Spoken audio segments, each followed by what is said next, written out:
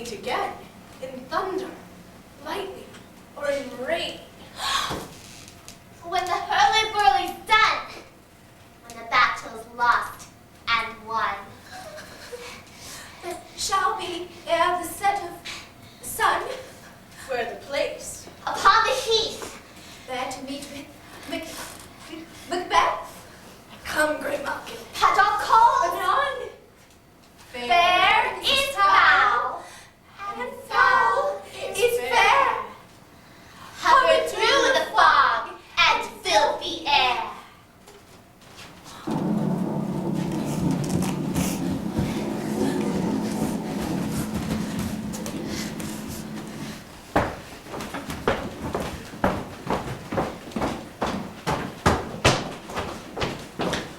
What bloody man is that?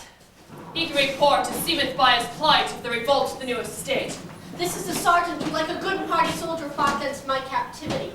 Hail, brave friend! Say to the king the knowledge of the broil is thou didst leave it. Doubtful, surely. As two spent swimmers that do cling together and choke there are. The merciless MacDonald, worthy to be a rebel, for true that the multiplying villainies of nature do swarm upon him.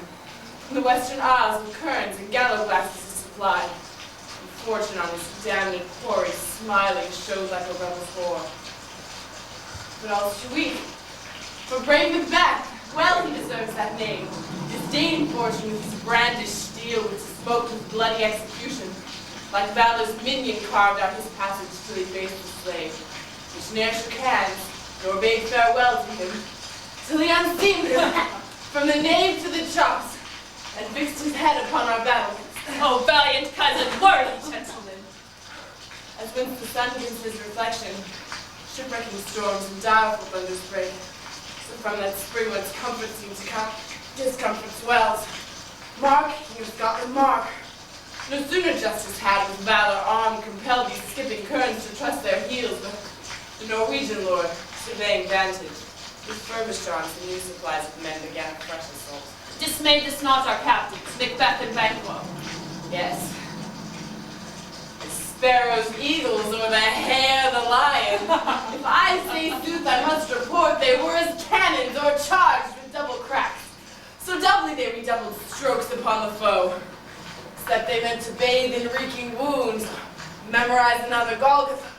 I cannot tell, but I am faint. My gashes cry for help. So well thy words become thee as thy wounds, they smack of honor both. Go, get him surgeons. Who comes here? Worthy Thane of Ross. What a haste looks through his eyes, so should he look that seems to speak constrained. God save the king. Whence comes thou, worthy thing? From Fife, brave king, Where Norwegian banners flout the sky and fan our people cold. Norway himself, with terrible numbers, assisted by the most disloyal traitor, the Thane of Cawdor, began a dismal conflict. Till that Bellona's bridegroom, lapped in proof, confronted him with self-comparisons, point against point, rebellious arm against arm, curbing his lavish spirit, and to conclude the victory fell upon us. Great happiness! Now Sweno, the Norway's king, plays composition, nor would we deign him burial with his men, till he disperse it at St. Column's Inch, $10,000 for our general use.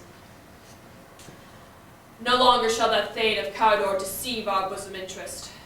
Go, announce his present death, and with his former title greet Macbeth. I'll see it done. What he hath lost, noble Macbeth hath won.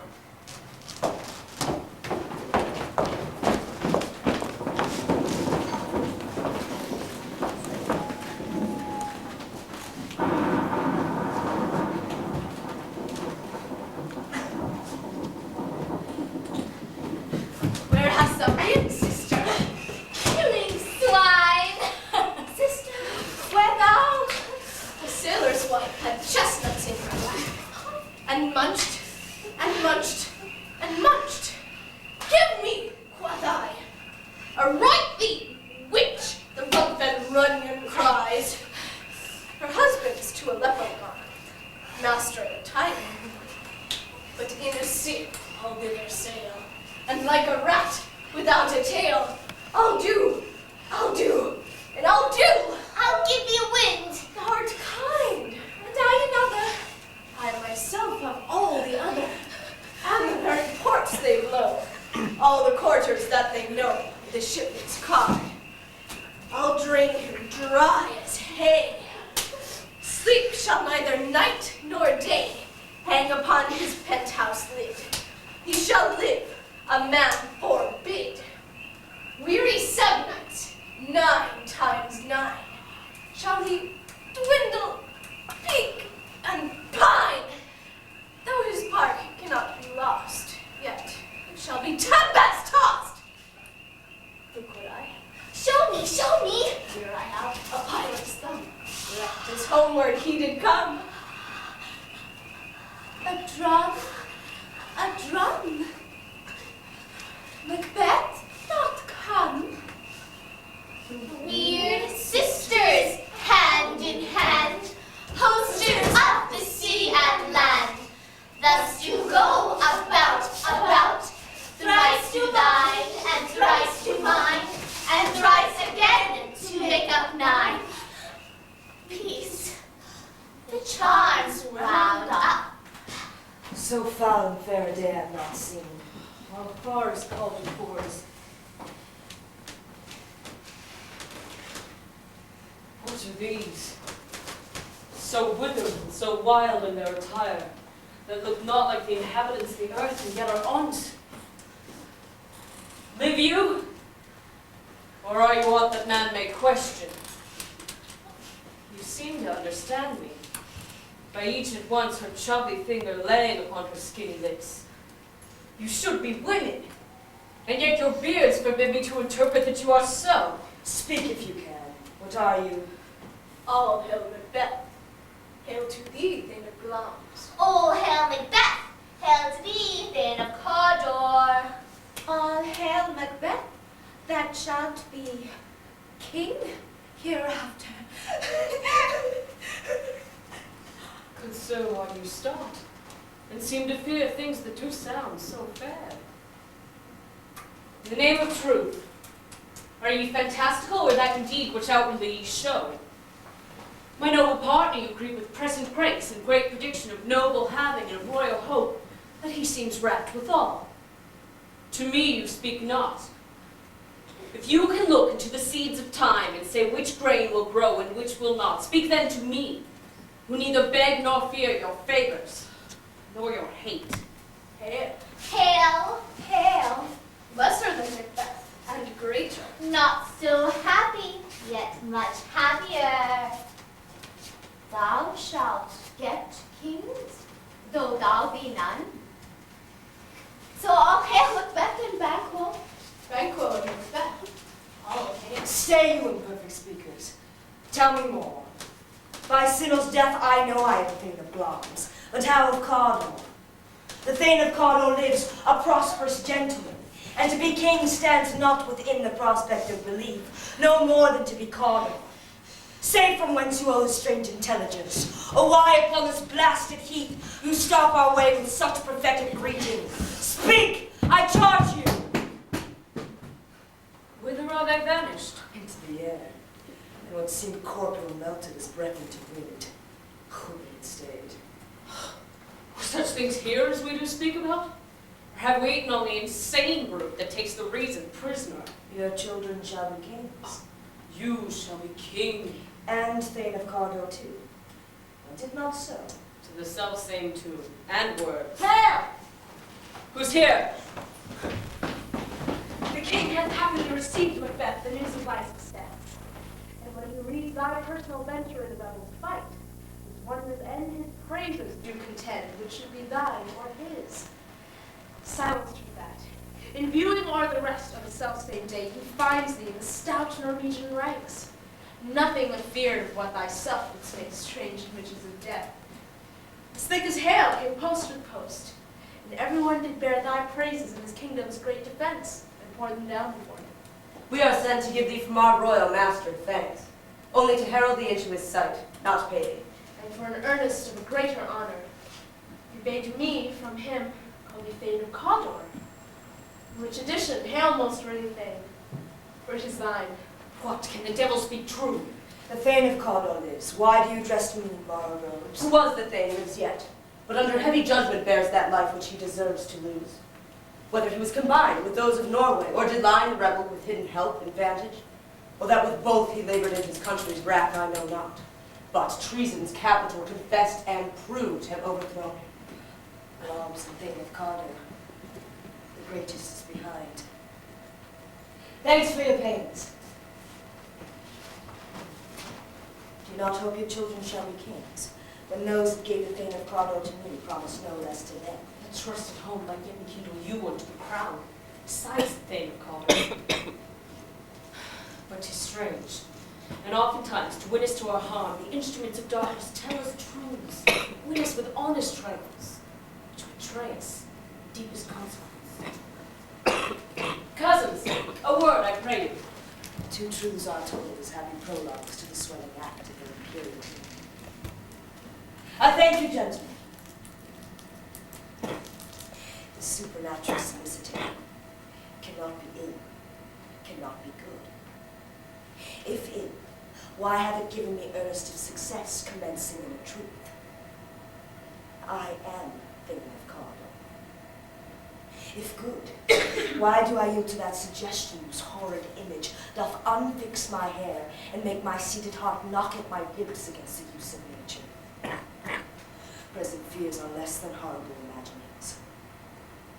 My thought, whose murder yet is but fantastical, shakes so my single state of man, that function is smothered in surmise, and nothing is but what is not. Look how our partner's wrapped. If chance will have me king, why, chance may crown me without my stir. New honors come upon him, like strange garments, cleave not to their mold, but with the aid of use. Come what come may, time in the hour runs through the roughest day. Worthy Macbeth, we stay upon your leisure. Give me your favor. My dull brain was wrought with things forgotten. Kind gentlemen, your pains are registered where every day I turn the leaf to read them. Let us toward the king. If the problem with chance to make more time the interim having waited, let us speak our free hearts, each to one. Very gladly. To them now. Come, friends.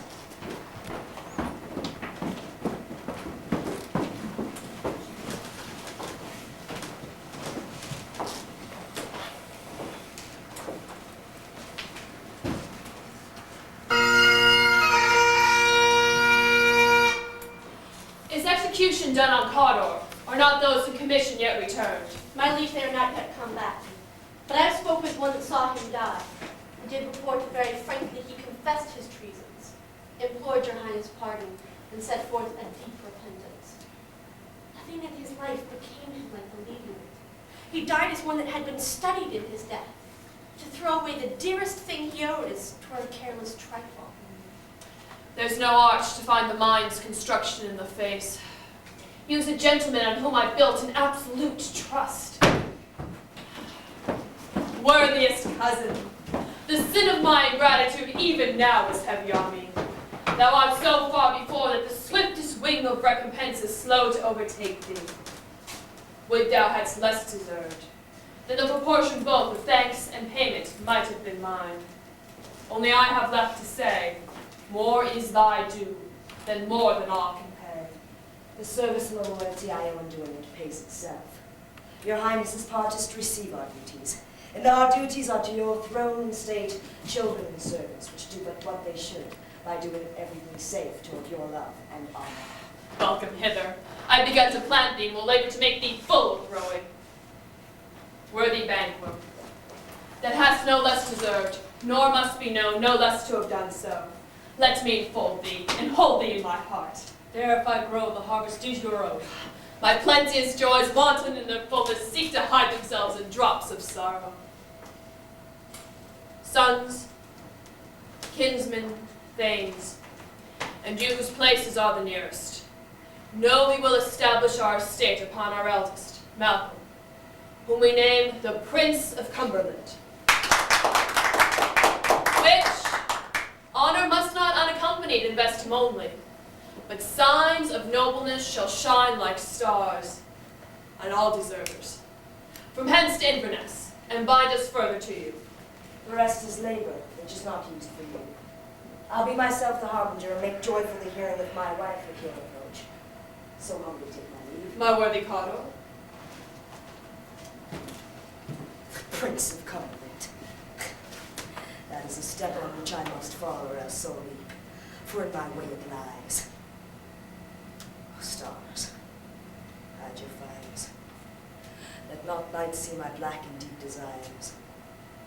The eye look at the hand, yet let that be which the eye fears when 'tis done to see. True, noble Banquo, he is full so valiant, and in his commendation I am fed. It is a banquet to me. Let's after him. This care has gone before to bid us welcome. It is a peerless kinsman.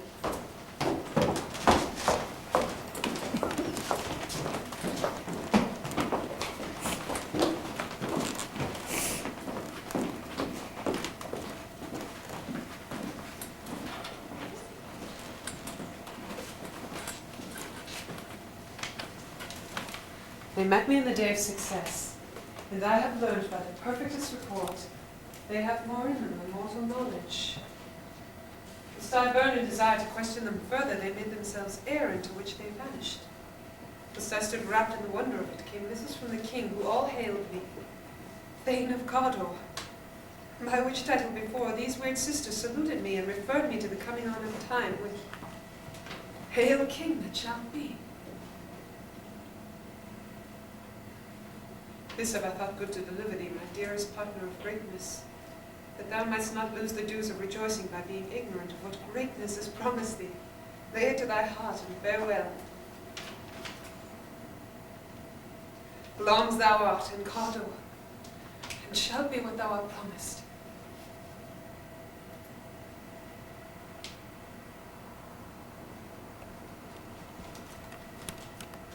Yet I do fear thy nature. It is too full of the milk of human kindness to catch the nearest way. Thou wouldst be great, not without ambition, but without the illness should attend it.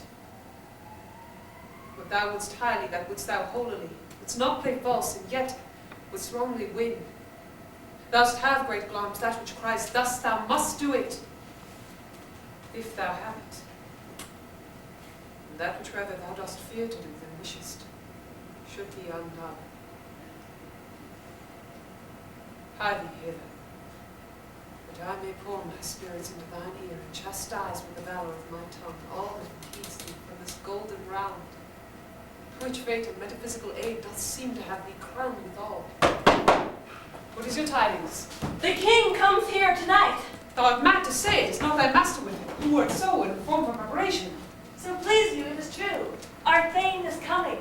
One of my fellows had the speed of him, who almost dead for breath, had scarcely more than would make up his message. You contend me, he brings great news.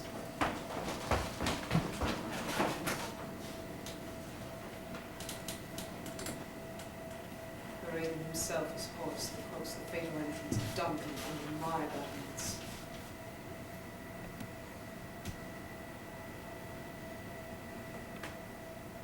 Come, spirits, attend on mortal thoughts.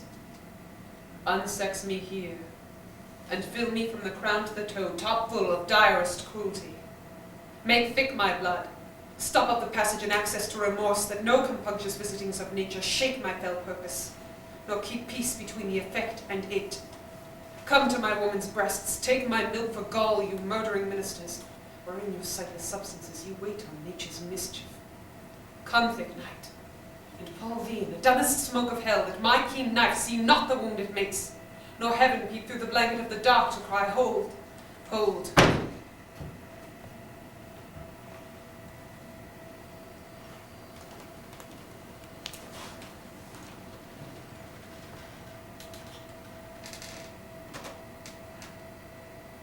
Great Glamis, worthy Cardor, greater than both by the all hail hereafter. Thy letters have transported me beyond this ignorant present, and I feel now the future in the instant. My dearest love, Duncan comes here. Tonight. And when goes hence? Tomorrow, as he purposes. When we shall sun that morrow, see.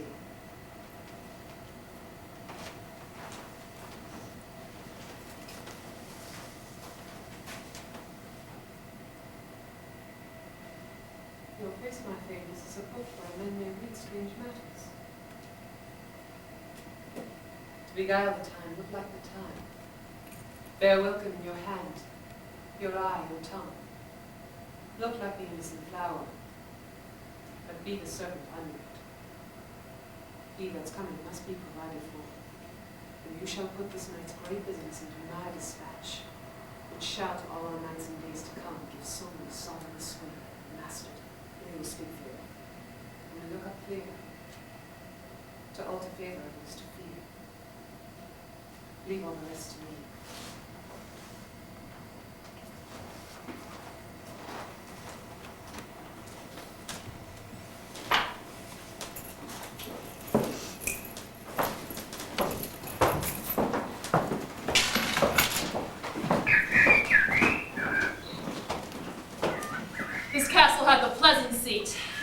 The air nimbly and sweetly recommends itself unto our gentle senses. This guest of summer, the temple-haunting Bartlett, does approve by his loved mentioning, that the heaven's breath smells wooingly here. No jutty frieze buttress nor coign of vantage, but this bird hath made his pendant bed and procreant cradle. Where they must breed and haunt, I have observed the air is delicate. See, our honored hostess. The love that follows us sometime is our trouble, which still we thank is love. Herein I teach you how you shall bid God yield us for your pains, and thank us for your trouble. All our service twice done, and then done double, were poor and single business, to contend against those honours deep and broad wherewith your majesty loads our house. For those of old, and the late dignities heaped up to them, we rest your hermits. Where's the Thane of Cawdor? We coursed him at the heels and had a plan to be his purveyor. But he rides well, and his great love, sharp as his spur, hath helped him to his home before us.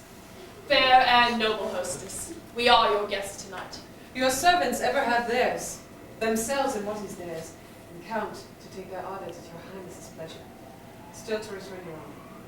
Give me your hand, conduct me to mine host. We love him highly, and will continue in our graces toward him. By your leave, hostess.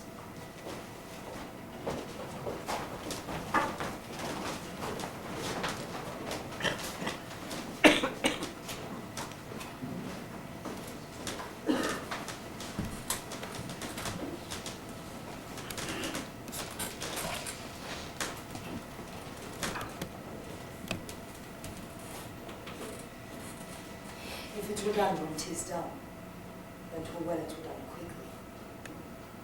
If the assassination could trammel up the consequence, and catch with his surcease success, that but this blow might be the be-all and the end-all. Here, but here upon this bank and shoal of time, we judge life to come. But in these cases we still have judgment here, that we but teach bloody instructions, which being taught return to plague the inventor. This even-handed justice commends the ingredients of our poison chalice to our own lips. He's here in double trust. First as I am his kinsman and his subject, strong both against the deed. Then as his host, who should against his murderer shut the door, not bear the knife myself. Besides, this Duncan hath borne his faculties so weak, hath been so clear in his great office, that his virtues will plead like angels, trumpet-tongued against the deep damnation of his taking off. And pity, like a naked newborn babe striding the blast, or heaven's cherubim, horsed upon the sightless couriers of the air, shall blow this horrid deed in every eye, that tears shall drown the wind. I have no spurs to prick the sides of my intent, only vaulting ambition, which o'erleaps itself and falls on the other. How now, what news? He had almost supped. Why have you left the chamber? Hath he asked for me? No, you not, he has. We will proceed no further in this business. He hath honored me of late, and I have bought golden opinions from all sorts of people, which would be worn now in the mill's loss, not cast aside so soon. Was the hope drunk wherein you dressed yourself? Hath it slept since? Wasted now to look so green and pale at what it did so freely. From this time such I account thy love.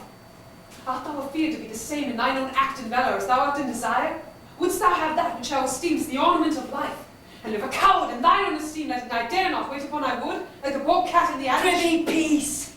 I dare do all that may become a man. Who dares do more is none. What beast was it then that made you break this enterprise to me? When you just do it, then you were a man.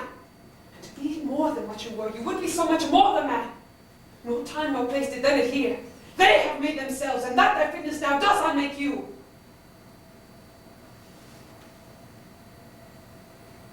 I have given suck, and know how tender 'tis to love the babe that limits me. I would, while it was smiling in my face, have plucked my nipple from his boneless gums and dashed the brains out. And I so sworn as you had done to this. If we should fail. We fail.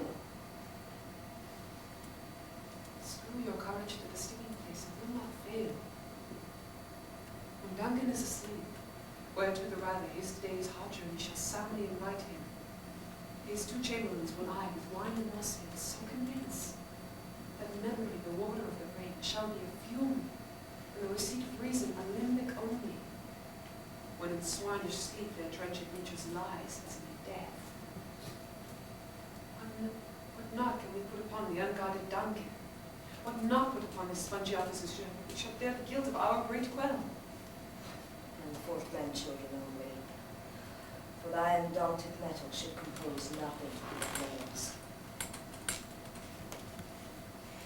Will it not be received when we have marked with blood their sleepy tomb in his own chamber, and use their very daggers, that they have done it? Who dares receive it other, as we shall make our griefs and clamours roar upon his death? I am settled. And bend up each corporal agent at his terrible feet. Away. And mark the time of fairest show. False face must have with the false heart.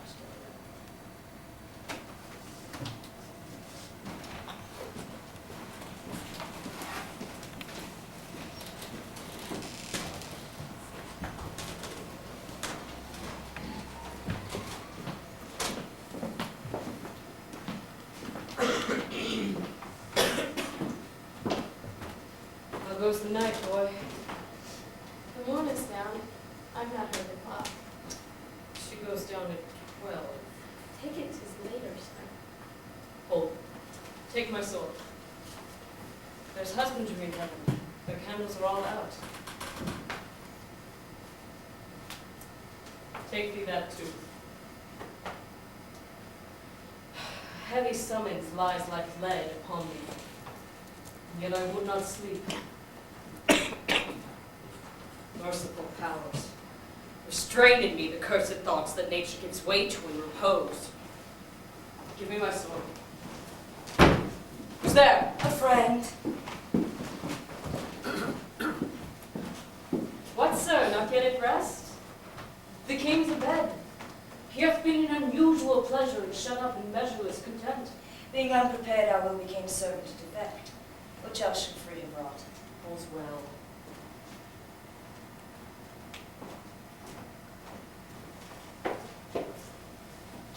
I dreamed last night of the three weird sisters. To you they have shown some truth. I think not of them. Yet when we can entreat an hour to serve, we would spend it in some words upon that business, if you would grant the time. At your kindest leisure. If you shall cleave to my consent when 'tis, it shall make honor. So I lose none in seeking to augment it, but still keep my bosom franchised and allegiance clear. I shall be counseled. Good. Repose the while. Thanks, sir. Delight to you.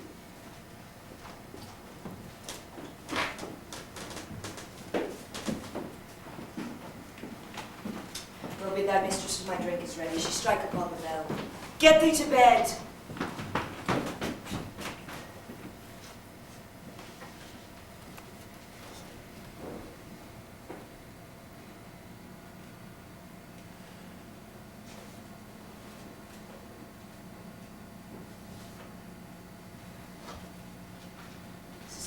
Chasing before me.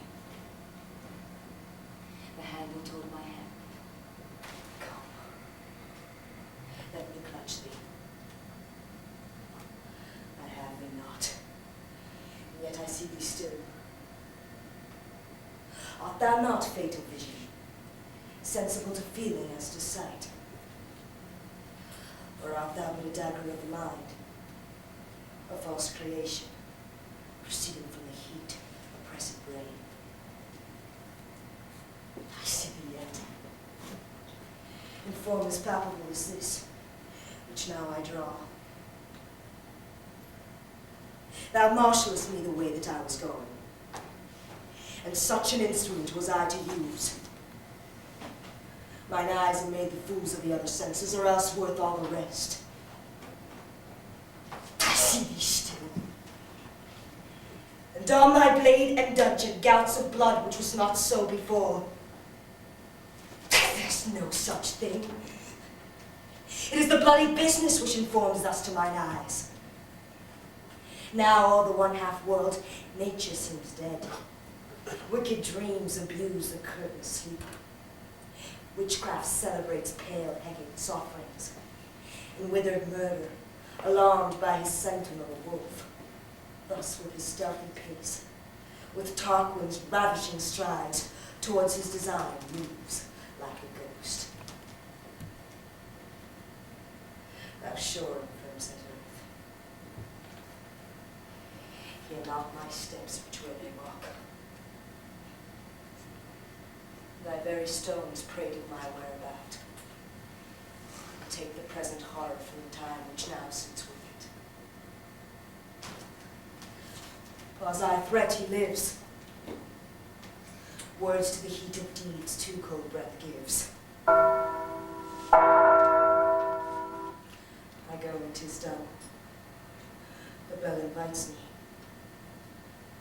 Hear it not, Duncan, for it is a knell. Summons thee to heaven or to hell.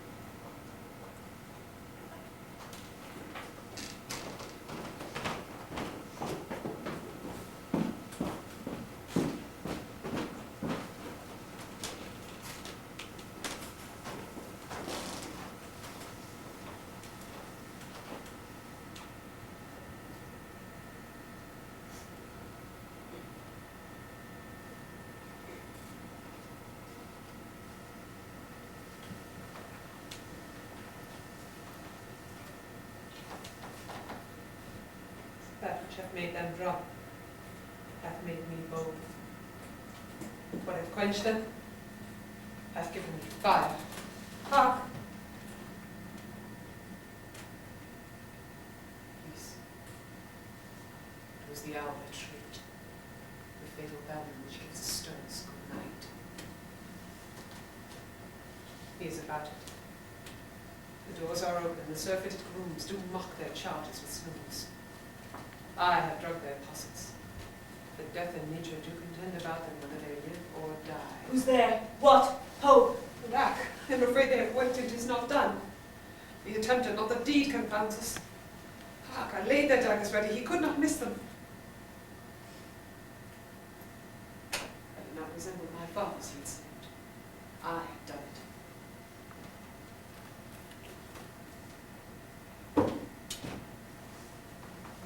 Husband. I've done the deed. Didst thou not hear a I noise? heard the owl scream and the crickets cried, and not you speaking. When? Now. As I descended. Aye. Our cool eyes in the second chamber. This is a sorry sight. Foolish thought to say a sorry sight.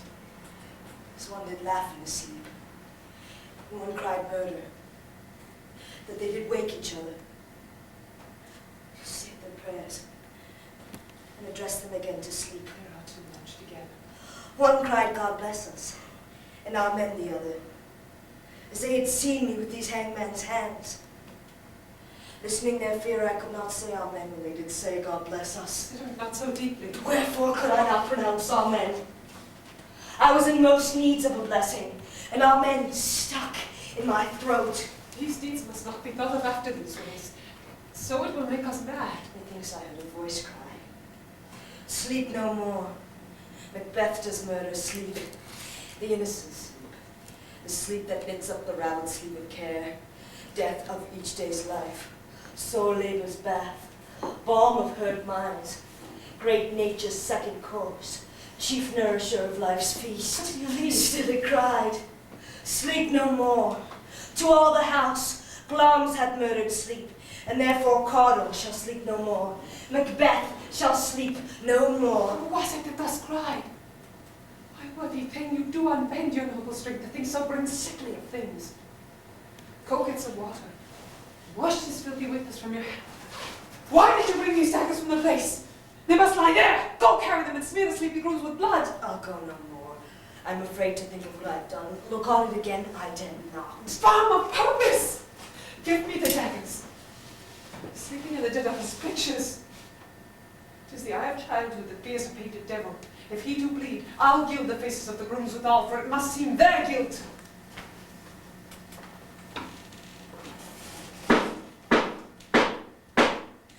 Whence is that knocking? How is it with me that every noise appalls me? What hands are these? They pluck out mine eyes.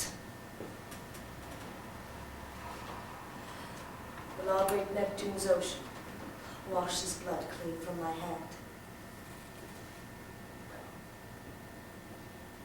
This my hand will rather the multitudinous seas incarnadine, making the green one red.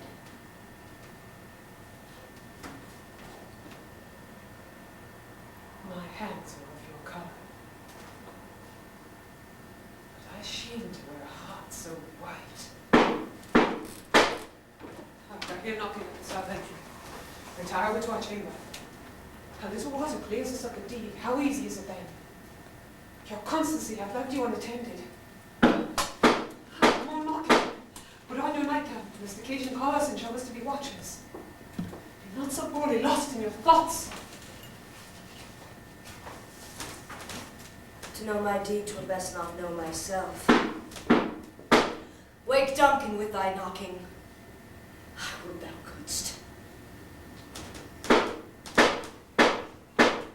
Here's a nook and here.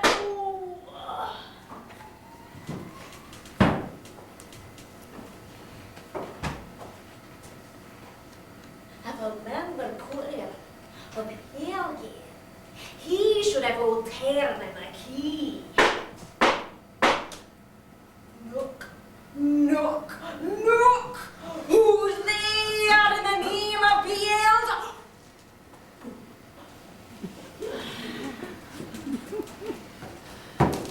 Here's a farmer that hanged himself on the expectation of plenty.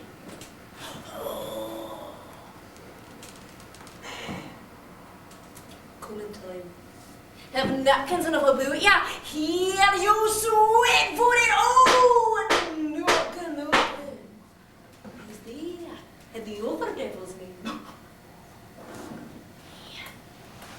Here's an equivocator that could swear in both scales against either scale, who committed treason and oath for God's sake.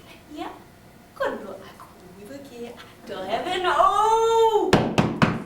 Come in, equivocator! Look, look, look. Who's there?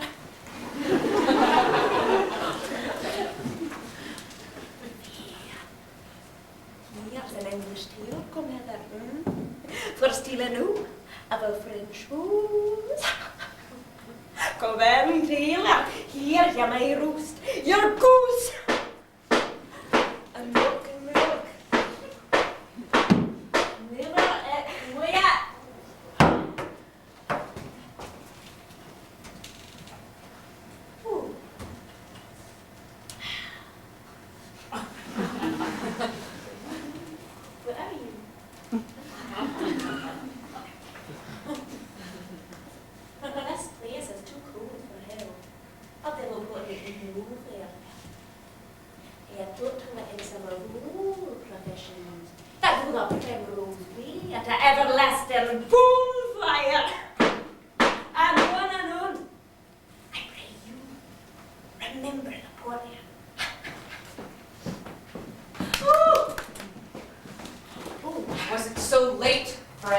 ere you went to bed that you do lie so late? Yes, sir. We were canoes until the second cook. And Lipson is a great provoker of 3 things. What 3 things does drink especially provoke? Melea knows me and sleep and urine. Literally, it provokes and it unprovokes. It provokes the desire, ooh, but it takes away the performance.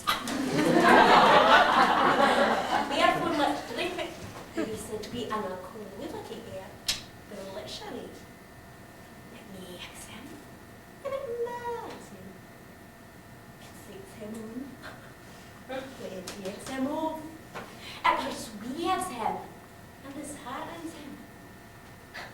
It makes him stand to listen. In conclusion, accommodates him in his sleep and giving him the lie. It leaves him. I believe drink gave thee the lie last night. Oh, that is dead there and the very through on me. But I recall why I can focus on life. And being the stronger, we kept on your legs sometimes. Yet I made a shaft to cast him. Is thy master stirring? Ooh.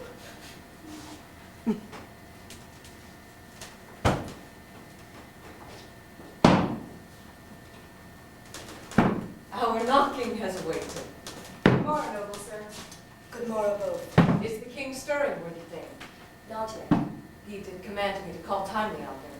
I have almost slipped the hour. I'll bring you to him. I know this is a joyful trouble to me, but yet 'tis one. The labor we delight in physics pain. Here's the door. I'll make so bold to call, for 'tis my limited service. Goes the king hence today? He does. He did appoint so. The night has been unruly. Where we lay, our chimneys were blown over, and as they say, lamenting was heard in the air. Strange screams of death, and prophesying with accents terrible, of dire combustion and confused events, new hatched to the woeful time. The obscure bird clamoured the livelong night. Some say the earth was feverish and did shake. 'Twas a rough night. My young remembrance cannot parallel a fellow to it. Oh, horror, horror, horror. Tongue nor heart cannot conceive nor name thee. What's the matter? Confusion now hath made his masterpiece. Most sacrilegious murder hath broke ope the Lord's anointed temple, and stole thence the life of the building. What is it you say? The life? Mean you, his majesty? Approach the chamber and destroy your sight with a new Gorgon. Do not bid me speak. See, and then speak yourselves. Awake! Awake! Ring the alarm bell! Murder and treason! Banquo and Donalbain! Malcolm, awake! Shake off this downy sleep, death's counterfeit, and look on death itself. Up, up, and see the great doom's image. Malcolm! Banquo! As from your graves rise up and walk like sprites to countenance this horror. Ring the bell! What's the business in such a hideous trumpet cause to parlay the sleepers of the house? Speak! Speak. Oh, gentle lady, 'tis not for you to hear what I can speak. The repetition in a woman's ear would murder as it fell. Oh, Banquo, Banquo, our royal master's murdered. Oh, alas! What in our house? Too cruel. Anywhere. Dear dove, I prithee contradict thyself and say 'tis not so. Had I but died now before this chance, I had lived a blessed time. For from this instant there is nothing serious in mortality. All's victorious. Renown and grace is dead. The wine of life is drawn, and the mere lees is left as vaults to brag of. What is amiss? You are and do not know it. The spring, the head, the fountain of your blood is stopped. The very source of it is stopped. Thy royal father's murdered. By whom? Those of his chambers, it seemed, had done it. Their hands and faces were all badged with blood. So were their daggers, which unwiped we found upon their pillows. They stared and were distracted. No man's life was to be trusted with them. Oh yet I do repent me in my fury that I did kill them. Wherefore did you so? Who can be wise, amazed, temperate and furious, loyal and neutral in a moment? No man. The expedition of my violent love outran the pause of reason. Here lay Duncan, his silver skin laced with his golden blood, and his gashed stabs were like a breach in nature for ruin's wasteful entrance.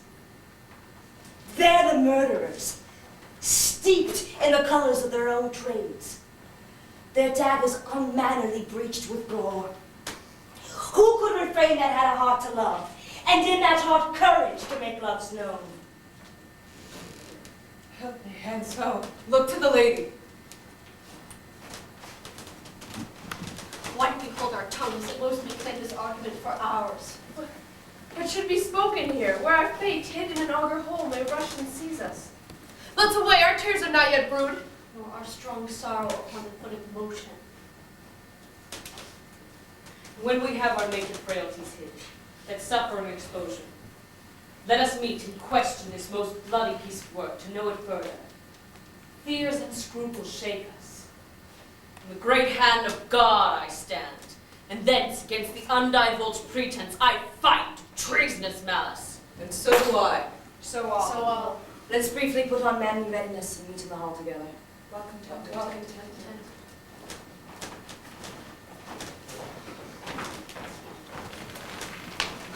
What will you do? To consort with them? To show an unfelt sorrow as an office which the false man does easy. Out to England. To Ireland I, our separated fortune shall keep us both safer. Where we are, there's daggers and men's smiles. The nearer blood, the nearer bloody. This murderous shaft that shot hath not yet lighted, and our safest way is to avoid the aim. Therefore to horse, and be not dainty of our leave-taking, but shift away. There's warrant in that theft that steals itself, and there's no mercy left.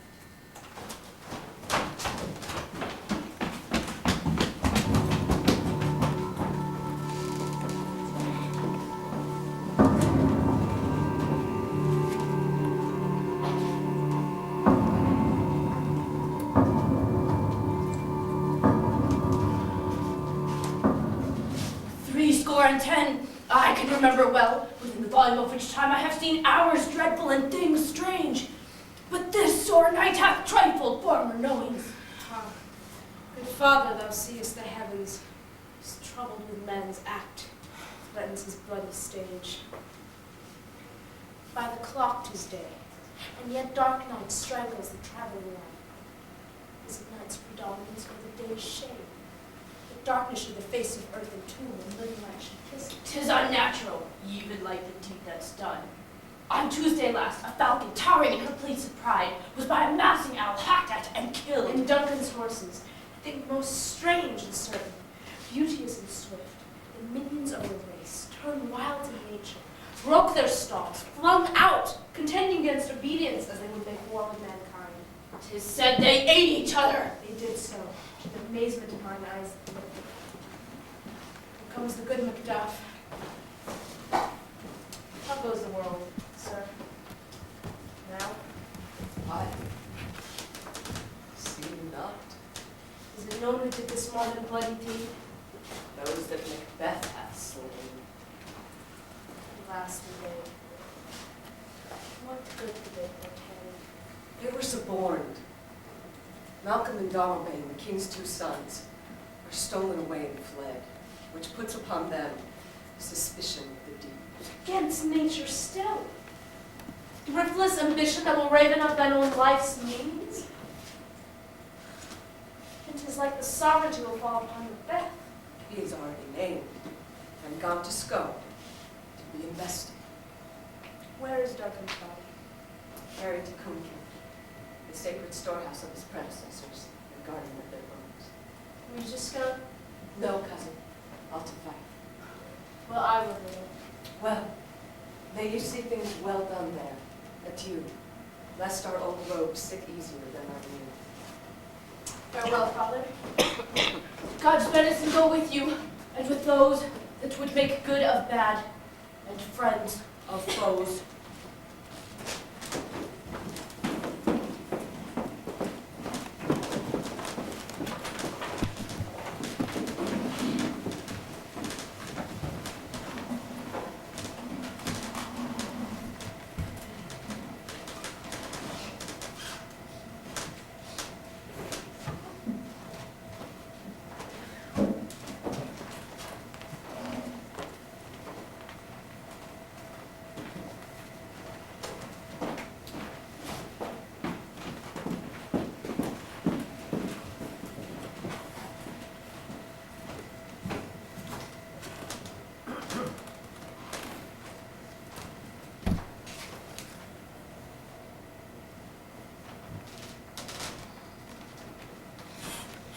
Thou hast it now. King, Cawdor, Glamis, all, as the weird women promised. And I fear thou playedst most foully for it. Yet it was said, it should not stand in thy posterity, but that myself should be the root and father to many kings. Fair come truth from them, as upon thee, Macbeth, fair speeches shine. Why, by the verities on thee made good, may they not be my oracles as well, and set me up in hope? Hush, no more.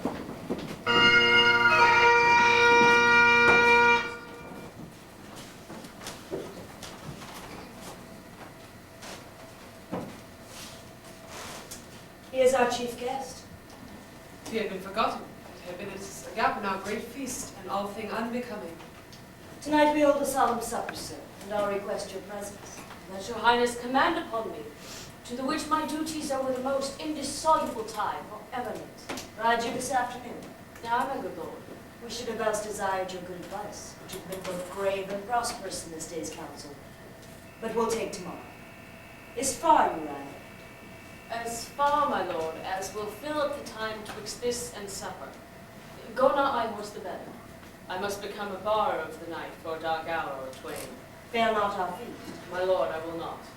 We hear our bloody cousins are bestowed in England and in Ireland, not confessing their cruel parricide, filling their ears with strange inventions. But of that tomorrow. When therewithal we shall have cause and state craving us jointly.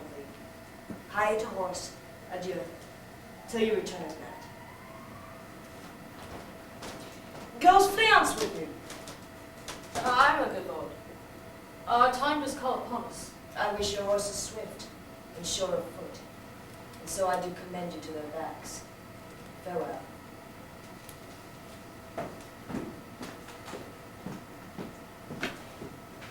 Let every man be master of his time till 7 at night. To make society the sweeter welcome, we will keep ourselves till supper time.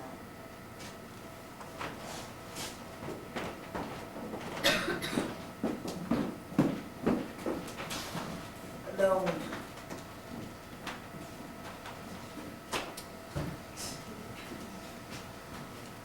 Well, then, God be with you.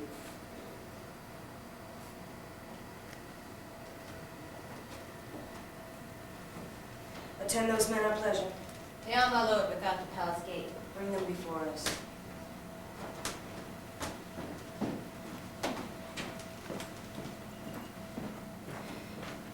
To be thus is nothing but to be safely thus.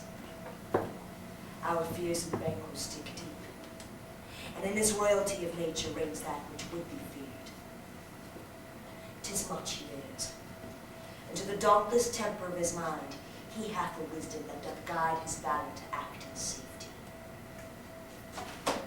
There is none but he whose being I do fear, and unto him my genius is rebuked, as it is said Mark Antony's was by Caesar.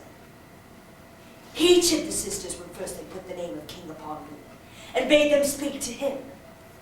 Then prophet-like, they hailed him father to a line of kings, Upon my head they placed a fruitless crown, and put a barren sceptre in my gripe, thence to be wrenched with an unvenial hand.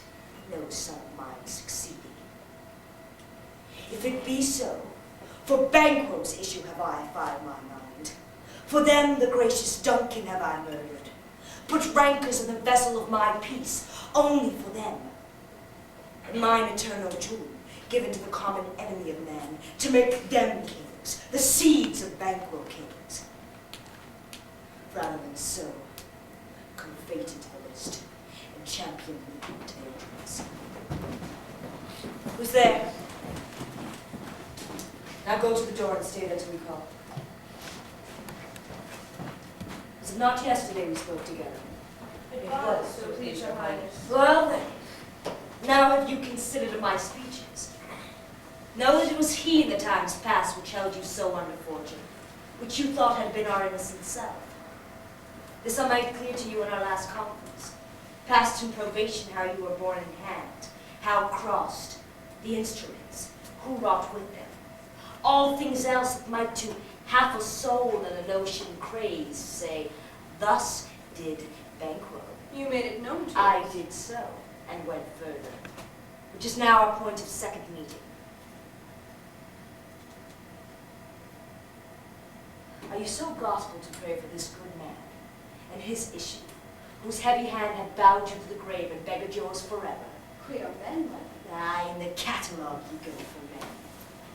As hounds, greyhounds, mongrels, spaniels, curs, shaws, water rugs, and demi-wolves are clept, all by the name of dogs. The valued file distinguishes the swift, the slow, the subtle, the housekeeper, every one according to the gift which bounteous nature hath in him closed, and so of men.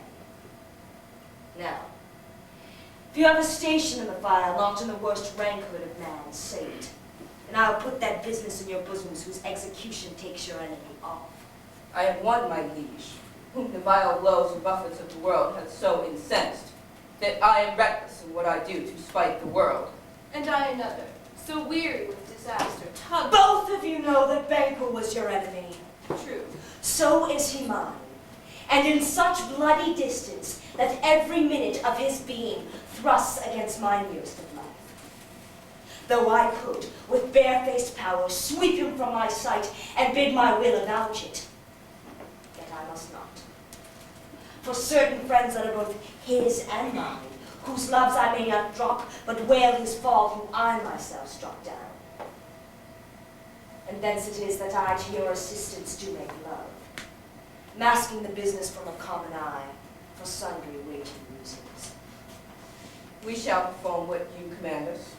Though our I'll advise you when to plant yourselves, for it must be done tonight. Fleonce's son who keeps him company, whose absence is no less material to me than his father's, who must embrace the fate of that dark hour. Resolve yourselves apart. I'll come to you alone. we are resolved, my lord. I'll call upon you straight. Abide within.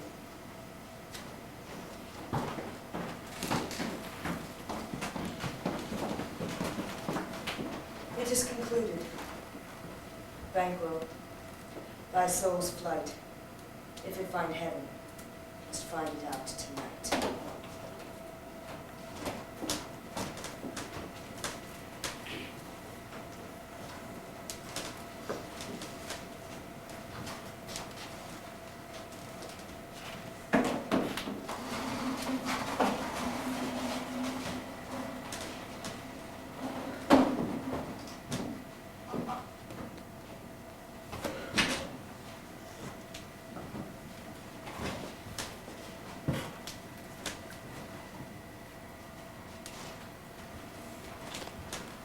Is Banquo gone from court? I, madam, but returns again tonight. Say to the king I would attend his leisure for a few words. Madam, I will. Not sad. All spent when our desires got without content. 'Tis safer to be that which we destroy than by destruction dwell in doubtful joy. Ah, now, my lord, why do you keep alone? Sorriest fancies your companions making, using those thoughts which should indeed have died, that them they think on. What's done is done. We have scorched the snake, not killed it. She'll close and be herself, whilst our poor Malice remains in danger of her formitude. But let the frame of things disjoint, both the worlds suffer. Ere we will eat our meals in fear and sleep in the affliction of these terrible dreams that shake us nightly. Better be with the dead, whom we to gain our peace have sent to peace, than on the torch of the mind to lie in restless ecstasy. Duncan is in his grave. After life's fitful fever, he sleeps well. Treason has done his worst. Nor steel, nor poison, malice domestic, foreign levy, nothing can touch him further. Come on. Gentle, my lords, leave all your worried looks. Be bright and jovial among your guests tonight. Shall I, love? And so I pray be you. Let your remembrance apply to Banquo, presenting eminence both with eye and tongue. Unsafe the while that we must lave our honors in these flattering streams, and make our faces visits to their hearts, disguising what they are. You must leave this.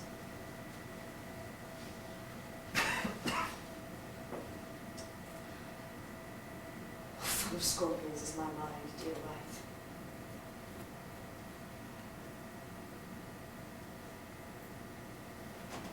Thou knowest that Banquo and his fiancé lives. But in the Beatrice copy, not a turn. It is comfort yet. They are assailable. Then be thou jocund. Ere the bat hath flown his cloistered flight, ere black Hecate summons the sharp-born beetle with his drowsy hums, hath rung night's yawning peal, there shall be done a deed of dreadful night. What's to be done? Be innocent of the knowledge, dearest Chuck, till thou applaud the deed. Come, sailing night, scarf up the tender eye of pitiful day, and with thy bloody and invisible hand, cancel and tear to pieces that great bond which makes me pale. Light thickens, and the crow makes way to the rooky wood. Good things of day begin to droop and drowse, whilst night's black agents to their praise do rouse. Thou marvelest at my words, but be still. Things bad begun make strong themselves by ill. So prithee, go with me.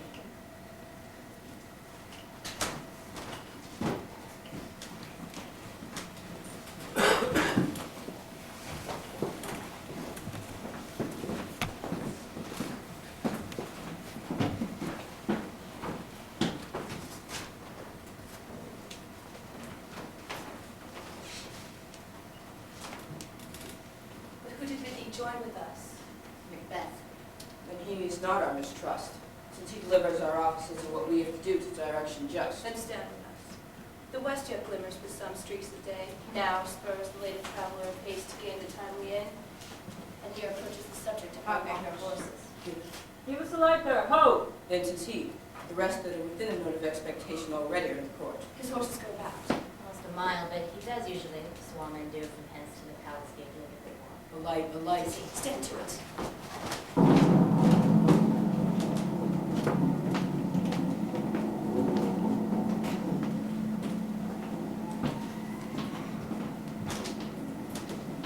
Twill be rain tonight. Let it come down! Treachery! Fly for the Fleas! Fly! Fly! Fly! The man's revenge! Slay!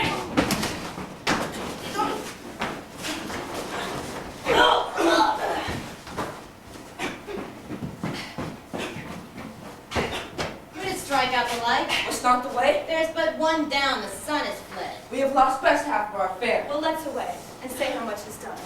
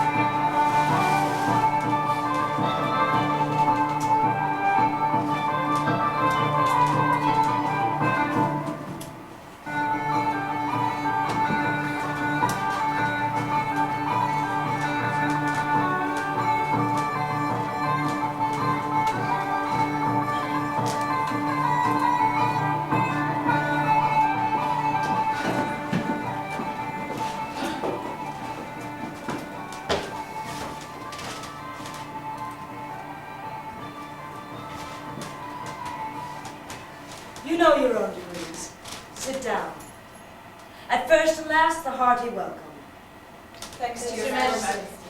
Ourself will mingle with society and play the humble host.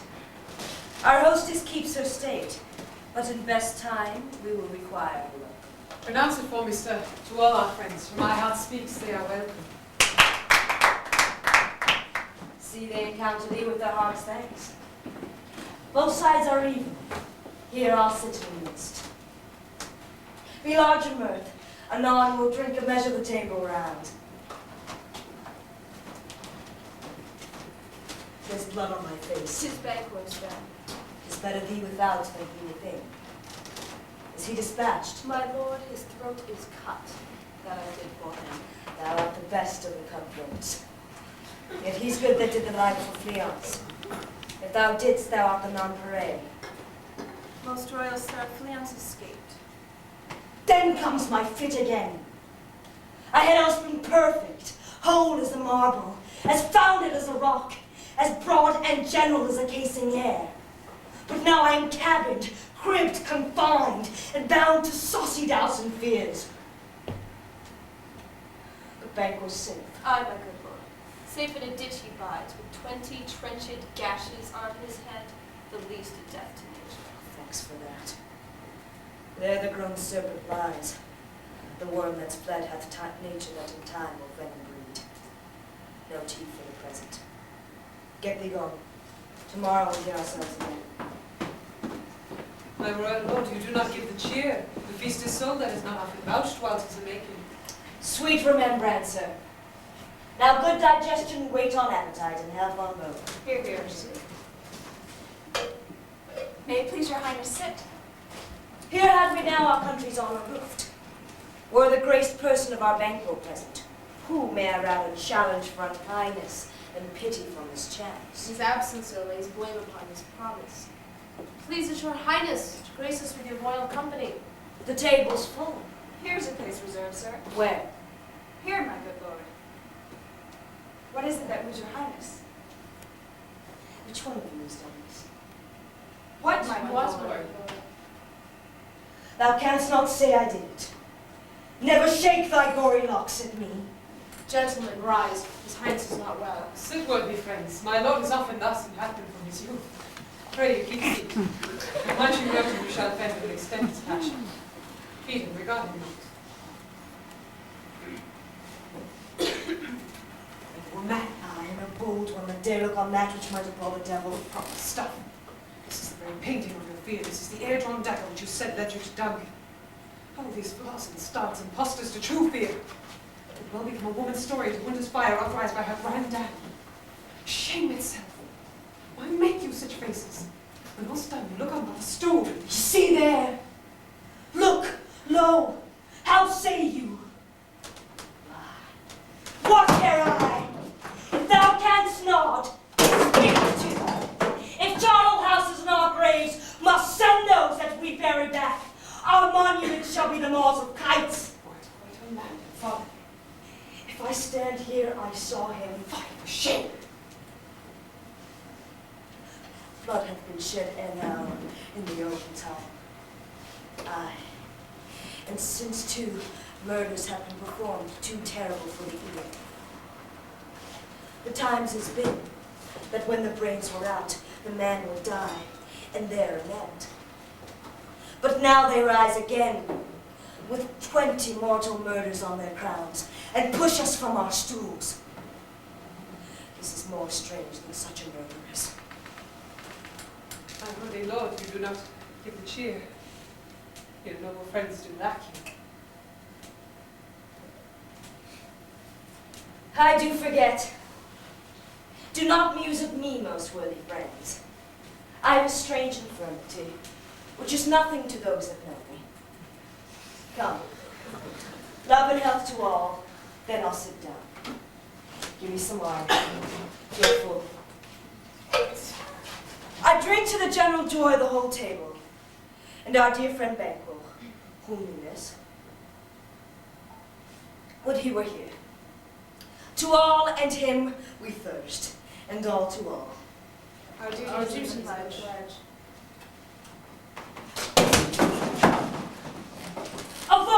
and quit my sight. Let the earth hide thee. Thy bones are marrowless, thy blood is cold. Thou hast no speculation in those eyes which thou dost glare with. Think of this good peers, but as being accustomed. Is no other who may spoil us pleasure at the time. Approach thou like the rugged Russian bear, the armed rhinoceros or the Hircan tiger. Take any shape but that, and my firm nerve shall never tremble. Oh, be alive again, and dare me to the desert with thy sword. If trembling I inhabit then, protest me the baby of a girl. Hence, horrible shadow! Unreal mockery, hence! Why so? Being gone, I am a man again. Pray you, sit still. Have displaced the mirth, broke the good medium with most admired disorder. Can such things be? And overcome us like a summer's cloud without our special warning. You make me strange, even to the disposition of thy own. To think you can behold such sights and keep the natural ruby of your cheeks while mine is blanched with fear. What sights, my lord? I pray you, speak not. He grows worse, question enrages him. At once, good night. Stand not upon the oar you are going, but go at once. Good night, and better health attend your majesty. And good night to all. They will have blood, they say. Blood will have blood. Stones have been known to move, trees to speak. Augurs and understood relations have by magpies, chaws, and rooks brought forth the secretest man of blood. It is the night. Almost without of morning, which is which. How sayest thou that Macduff denies his person at our great bidding? Did you send to him, sir? I hear it, by the way. But I will send. There's not a one of them, but in his house I keep a servant feed. I will tomorrow. Betimes I will to the weird sisters. More shall they speak. For now I am bent to know by the worst means the worst. For mine own good causes shall give way. I am in blood, stepped in so far. Should I wait no more, returning were as tedious as gore. Strange things I have in head, that will to hand, which must be acted ere they may be scanned. You lack the season of all natures. Sleep. Come, go to sleep. My strange and self-abuse is the initiative fear which wants hard use. We are yet but young indeed.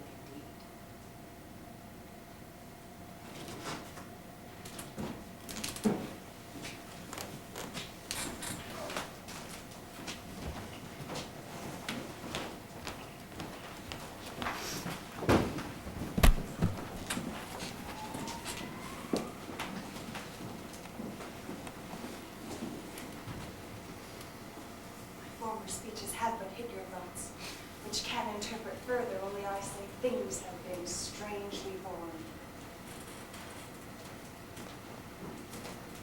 The gracious Duncan was pitied of me then, and the right valiant Banquo walked too late, whom you may say, if it please you, Fleon's killed, and Fleon's died. Many must not walk too late.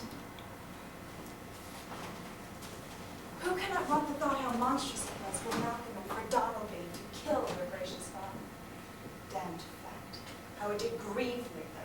Did he not straight in pious rage the two delinquents tear, that were the slaves of drink and thralls of sleep? Was not that nobly done? Aye, and wisely too. For 'twould have angered any heart to hear the men deny it. So that I say he has borne all things well. And I do think that any Duncan's sons under his keep, as an it please heaven, we shall not. They should know it were to kill a father, so should prudence.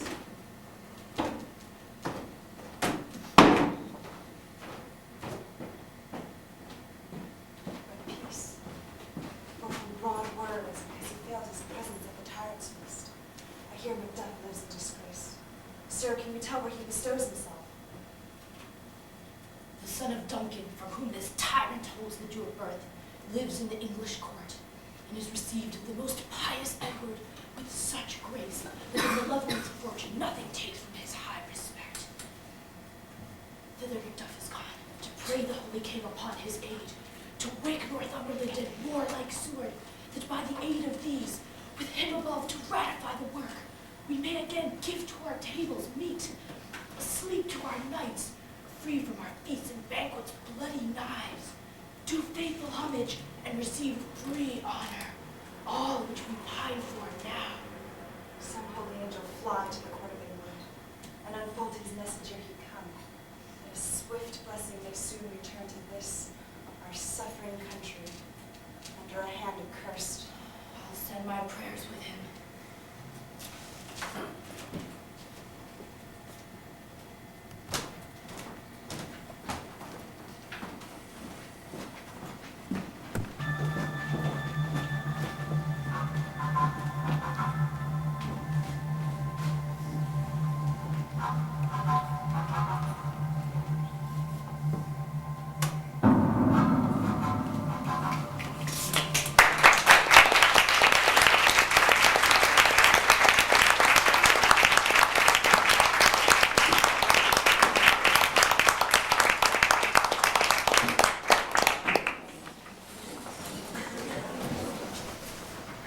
Thrice the blinded cat hath mewed. Thrice did once the hedge pig whined. Happy it cries, 'tis time, 'tis time. Round about the cauldron go, in the poisoned entrails throw. Toad that under cold stone, days and nights has 31, sweltered venom sleeping gut. Boil thou first in the charcoal pot. Double, double, toil and trouble, fire burn, cauldron bubble. Fillet of a fenny stink, in the cauldron boil and bake. Iron newt and tall frog, wool of bat, and tongue of dog. Adder's fork and blind worm's sting. Lizard's leg and howlet's wing, for charm of powerful trouble, like a hell-brought boil and bubble. Double, double, toil and trouble, fire burn and cauldron bubble. Tail of dragon, tooth of wolf, witch's mommy,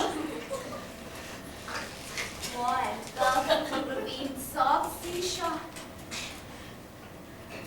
To hemlock dipped in the dark, river of blaspheming Jew, gall of goat and slips of yew slivered in the moon's eclipse, nose of Turk and Tartar's lip. Finger of bird's strangled babe, delivered by a trap, make the cruel thicket slap, and then to a tiger's quadrant for the ingredients of a cauldron. Double, double, toil and trouble, fire burn and cauldron bubble, cool it with a baboon's blood. Then the charm is firm and good. By the pricking of my thumbs, something wicked this way comes. Open locks or knocks.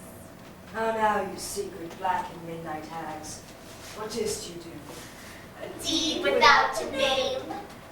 I conjure you by that which you profess, however you come to know it. Answer me. Though you untie the winds and let them fight against the churches, though the yeasty waves confound and swallow navigation up, though palaces and pyramids do slope their heads to their foundations, though the treasure of nature's germ tumble altogether, even till destruction sicken, answer me to what I ask you. Speak. Demand. Demand, sir. Say, plan's rather hear it from our mouths, or from our masters. Call him. Let me see him.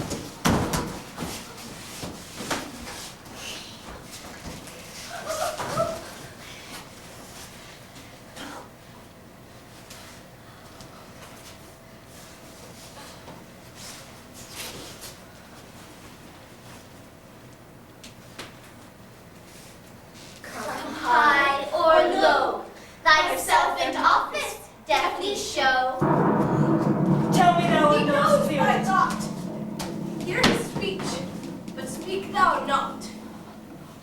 Macbeth, Macbeth, Macbeth, beware, Macduff! Beware the Thane of Fire! Dismiss me. Enough. Whate'er thou art for thy good caution, thanks. Thou hast harped my fear aright, but one word You more. will not be commanded. There's another more potent than the first. Macbeth? Macbeth? Macbeth? That I 3 years I'd hear thee. Be bloody, bold, and resolute. Laughter's calm the power of man. For none of woman born shall harm Macbeth. Then live, Macduff. What need I fear of thee? But yet I'll make assurance double sure, and take a bond of fate. Thou shalt not live, that I may tell pale-hearted fear it lies, and sleep in spite of thunder. What is this that rises like the issue of the king, and wears upon his baby brow the round and top of sovereignty? Listen, but speak not to it. Be lion-mettled, proud, and take no care who chafes, who frets, or where conspirers are. Macbeth shall never vanquish me until great Burnham Wood to high Dunsinane Hill shall come against him. That will never be. Who can impress the forest, bid the tree unfix his earthbound root? Sweet Bodeman's good, rebellious dead, rise never till the wood of Burnham rise, and our high-placed Macbeth shall live the lease of nature, and pay his breath to time and mortal custom. Yet my heart throbs to know one. Tell me, if your art can tell so much, will Banquo's issue ever reign in this kingdom? Seek to know no more! I will be satisfied. Deny me this, and an eternal curse fall on you. Let me know. Show. Show his eyes and grieve his heart. Come like shadows, so depart. Thou art too like the spirit of Banquo. Down! Thy crown does see mine eyeballs, and thy hair, thou other gold-bound brows like the first. A third is like the former. Filthy hags! Why do you show me this? A fourth? What? Will this line stretch out to the crack of doom? Another yet? A seventh? I'll see no more. And yet an eighth appears, who bears a glass which shows me many more. And some I see with 2 full balls and treble scepters carry. Horrible sight. Now I know 'tis true, for the blood bolt of Banquo smiles upon me and points at them for his. What? Is this so? Where are they? Gone. Let this pernicious hour stand aye accursed in the calendar. Come in without there! What's your Grace's will? Saw you not the weird sisters? No, my lord. Came they not by you? No, indeed, my lord. Taxed be the air whereon they ride, and damned all those that trust them. I did hear the galloping of horse who what came by. 'Tis 2 or 3, my lord, that bring you word. Macduff has fled to England. Fled to England. Aye, my good lord.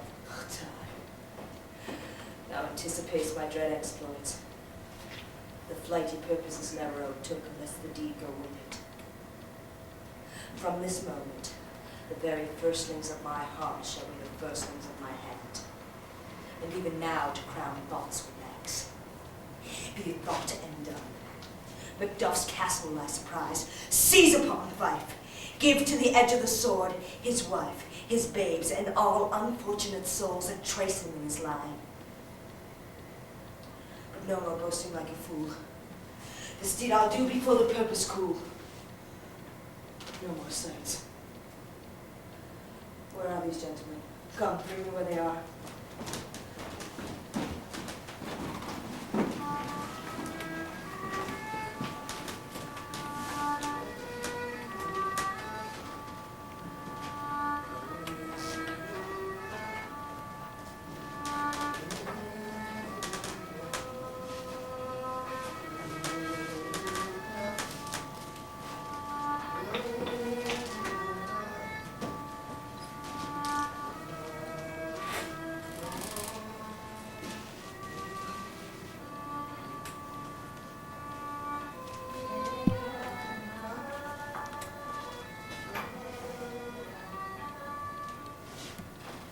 be done to make him fly the land?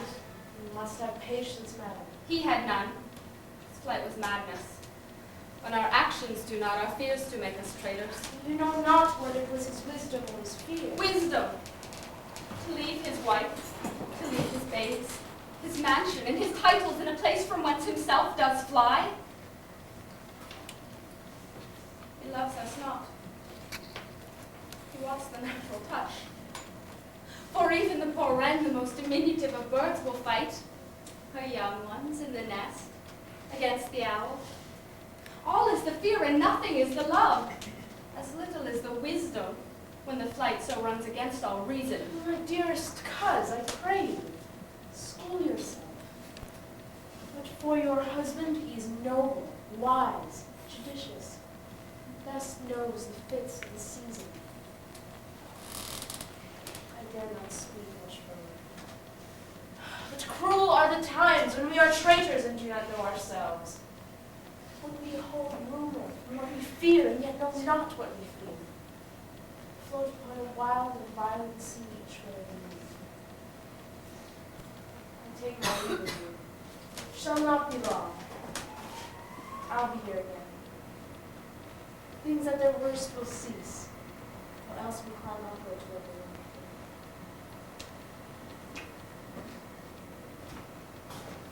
Crazy cousin, blessing on you. Fathered he is, yet he's fatherless. I am so much a fool should I stay longer. It would be my disgrace and your discomfort. I take my leave at once.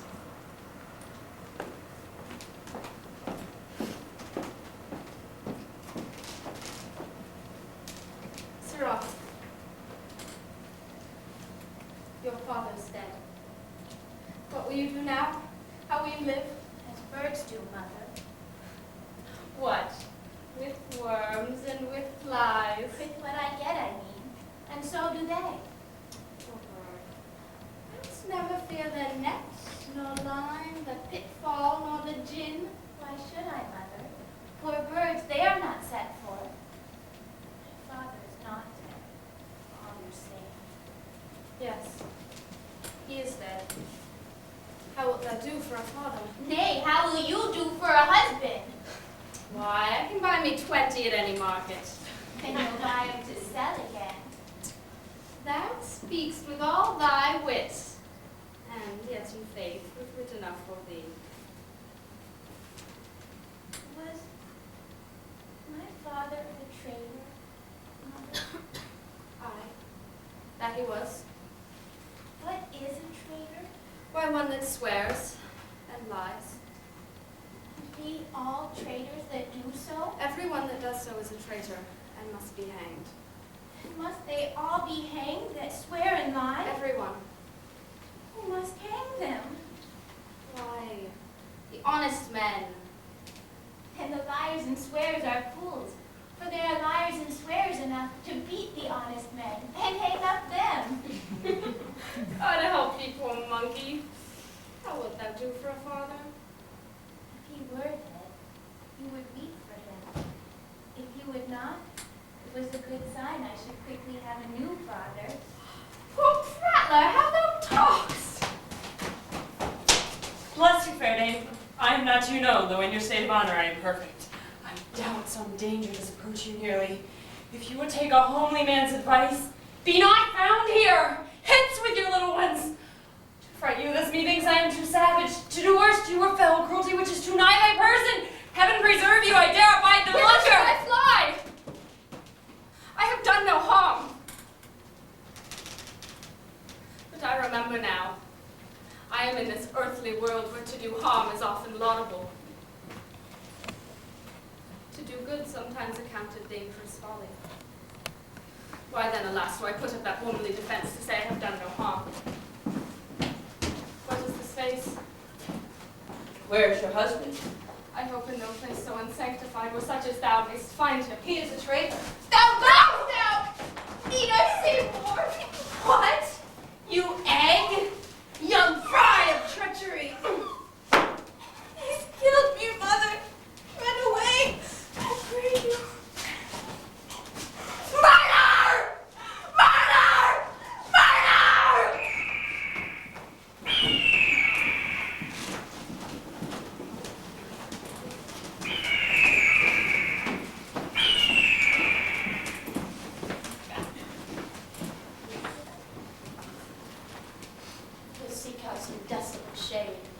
their weep our sad bosoms empty. Let us rather hold fast the mortal sword, and like good men, bestride our downfall broken.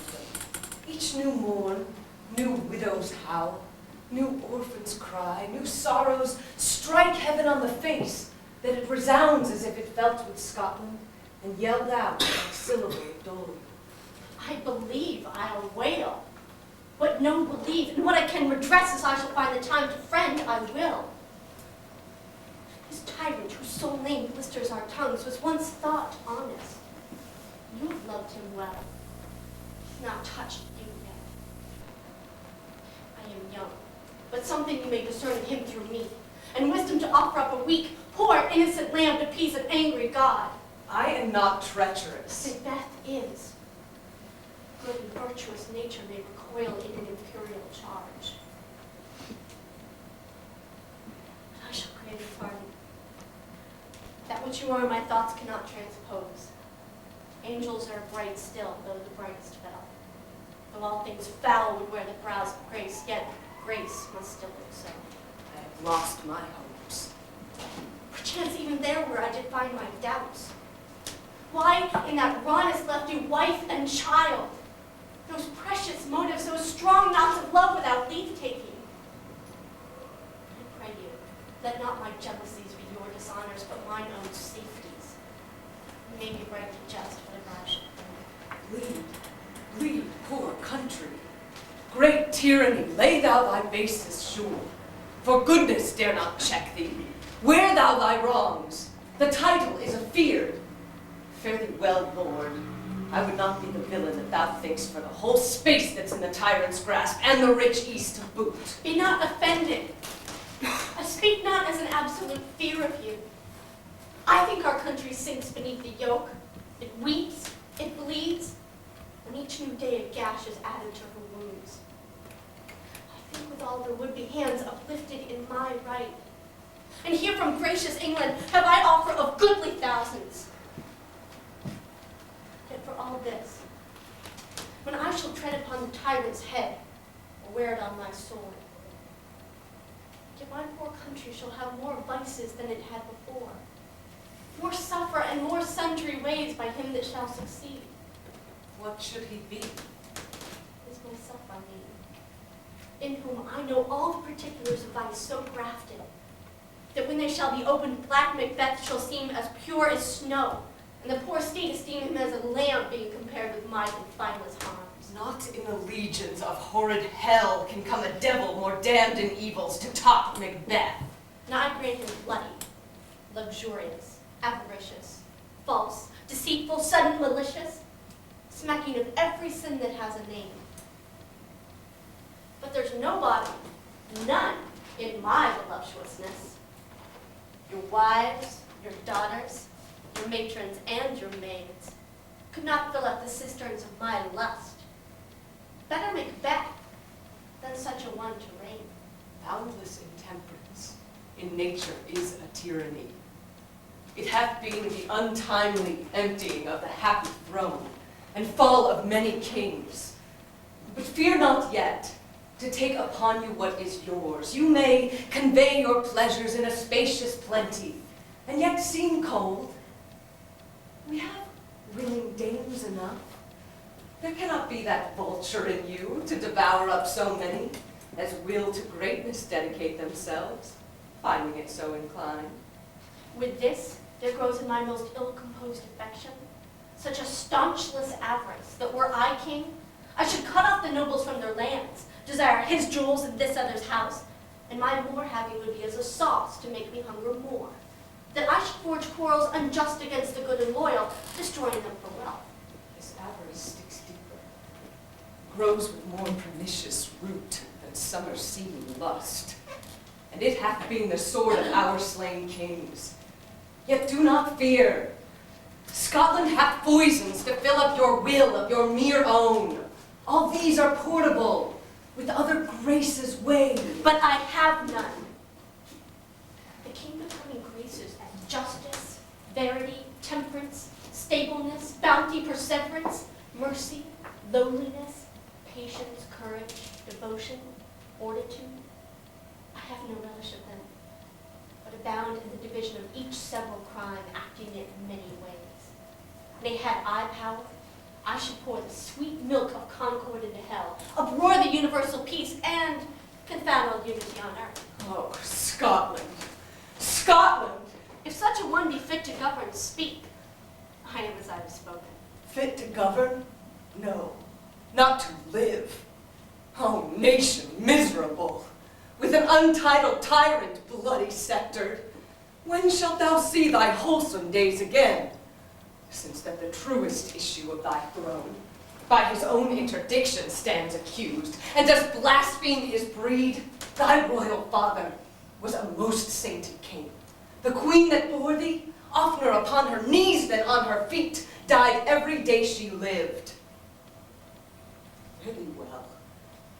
These evils thou repeatst upon thyself have banished thee from Scotland. O my breast, thy hope and tear. Macbeth, this noble passion, child of integrity, hath from my soul wiped the black scruples and reconciled my thoughts to thy good truth and honor. I am yet unknown to woman, never was forsworn, at no time broke my faith, would not betray the devil to his fellow, and delight no less in truth than in life. My first false speaking was this upon myself: what I am truly is thine, and my poor country's to command. Whither indeed, before thy here approach, old Seward with 10,000 warlike men already at a point was setting forth. Now we'll together, and the chance of goodness be like our warranted quarrel. Why are you silent? Such welcome and unwelcome things at once. 'Tis hard to reconcile.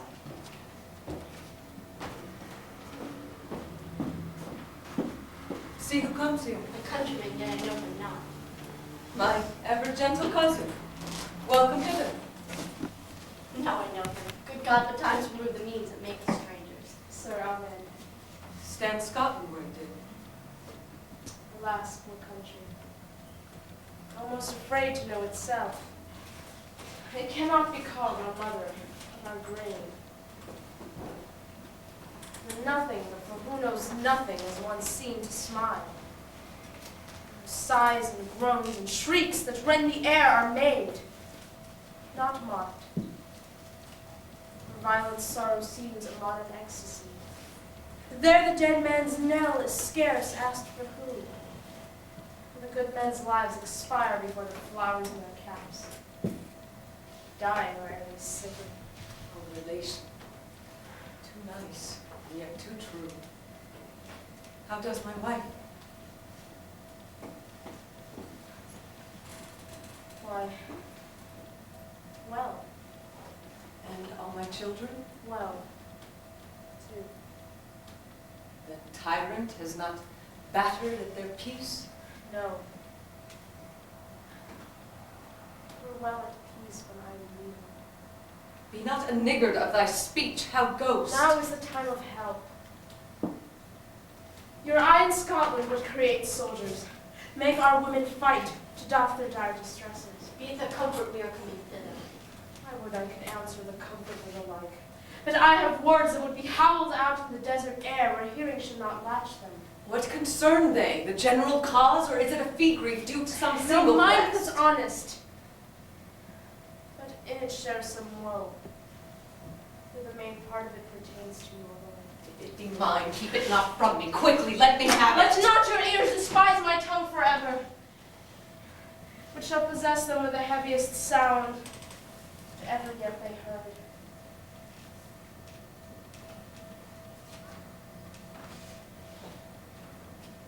Your castle is surprised.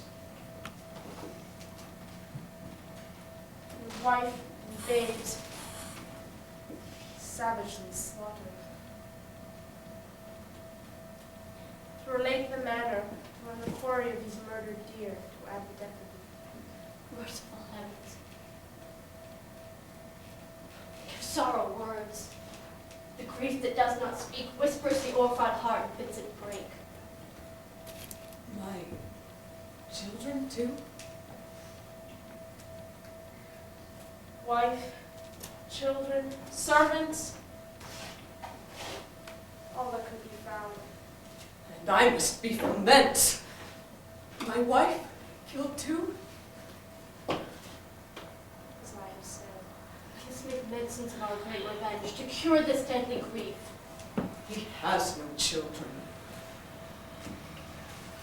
Did you say all? All my pretty ones? Oh, hell kite, all? All my pretty chickens and their dam at one fell swoop? Dispute it like a man. I shall do so. But I must also feel it as a man. I cannot but remember such things were, that were most precious to me. Did heaven look on and would not take their part? Sinful Macduff, they were all struck for thee.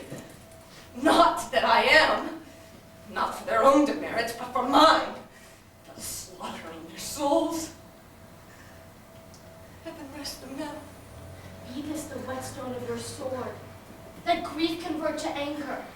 Blunt not the heart, enrage it. Oh, I could play the woman with mine eyes, and braggart with my tongue. But gentle heavens, cut short all intermission. Front to front, bring now this fiend of Scotland and myself. Within my sword's length set him. If he escape, heaven forgive him too. This time goes manly. Come, go we to the king. Our lack is nothing but our need. Macbeth is right for shaking, and the powers above put on their instruments. Receive what cheer you may. The night is long that never finds the day.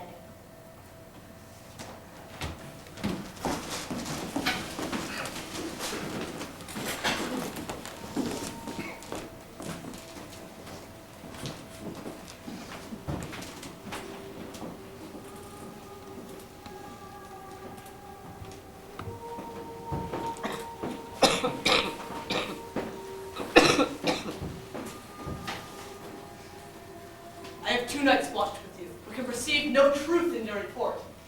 When was it she last walked? His Majesty went to I have seen her rise from her bed, throw her nightgown upon her, unlock her closet, take forth paper, fold it, write upon it, read it, afterwards seat it, and again return to bed. And all this while in a most fast sleep. Great perturbation in nature. To receive at once the benefit of sleep, and do the effects of watching.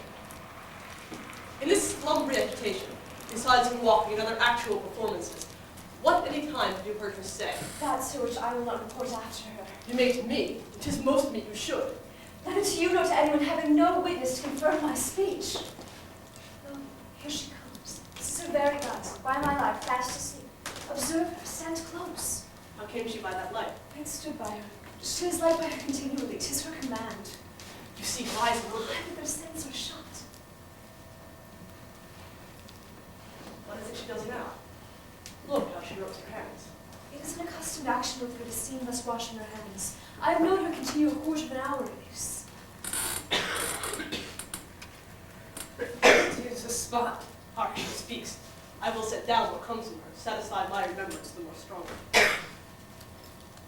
Oh, damn spot.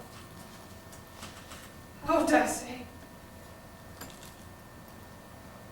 One. Two. Why then use time to do it? It is murky. Fie, my lord, fie, a soldier in a beard! What need we fear? Who knows it, when none can call our power to account?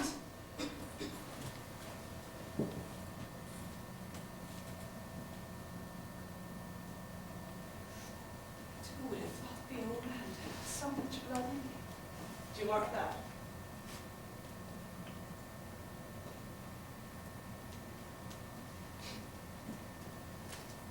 Thane of 5 had a wife.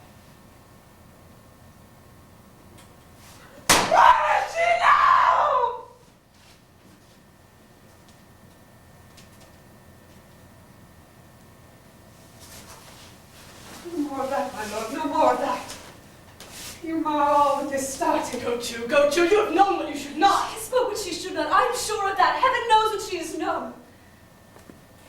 Here's this little bloodstone. All the perfumes of Arabia will not sweeten this little hand. Oh. What a size there. A heart is sorely charged. I would not have starred my bosom for the sanctity of the whole body. Well. Pray God for you, sir. This disease is beyond my practice. Yet I have known those which have walked in their sleep who have died wholly in their beds. But only my God. Look not so pale, I tell you yet again. Mike was buried. He cannot come out even now on his grave. Even so. To bed, to bed.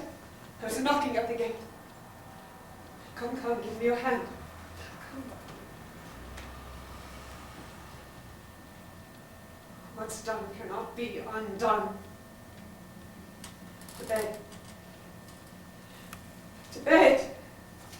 To bed.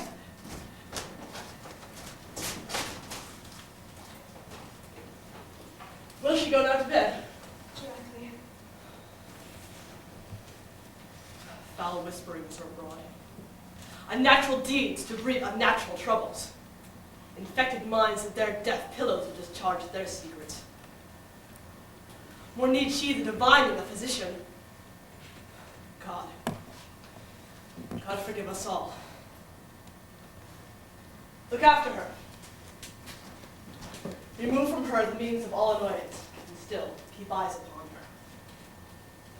So good night. My mind she has made amazed my sight. I think, but dare not speak. Good night, good toast.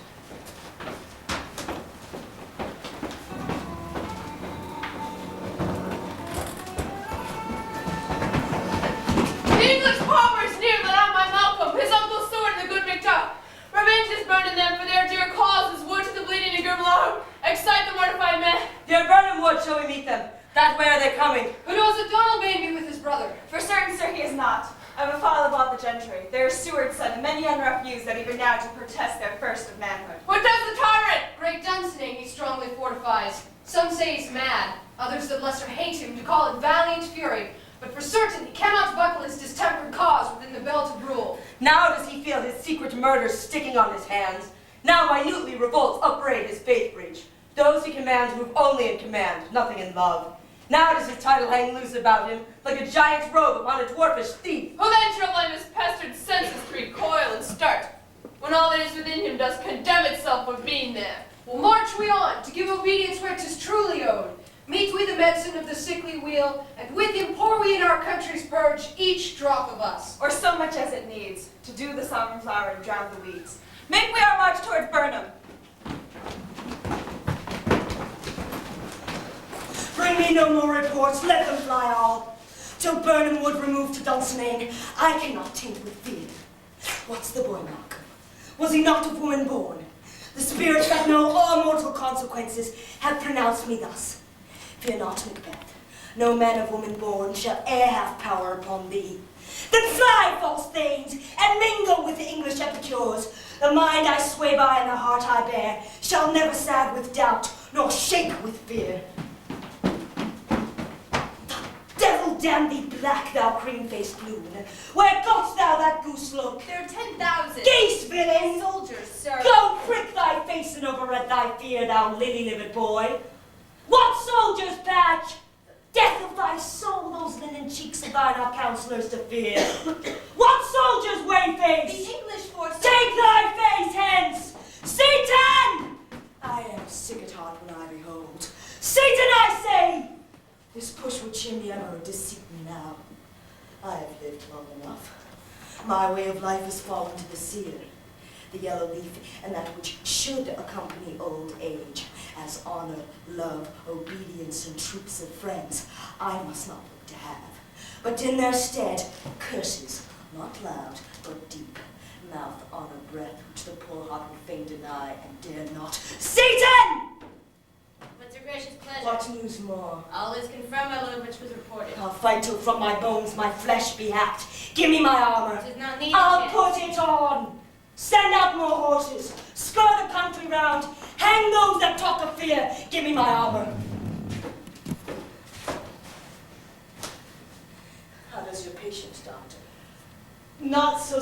my lord, as she is troubled with thick coming fancies that keep her from her rest. Cure her of that.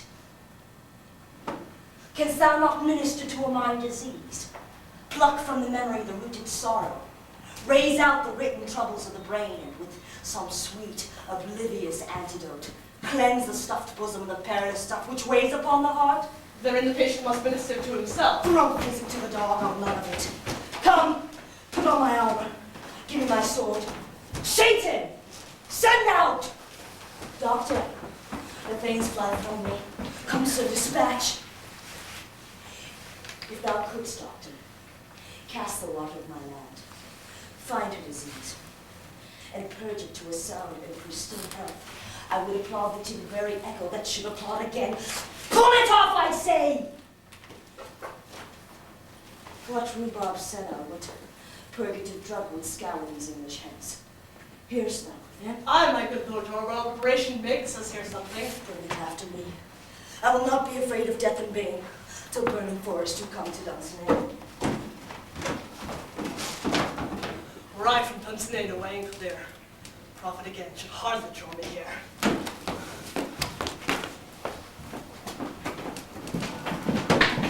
Cousins, I hope the days are near at hand when Chambers will be safe. We doubted nothing. What is this before us? But what of Burnham? Let every soldier hew him down a bough and bear it before him.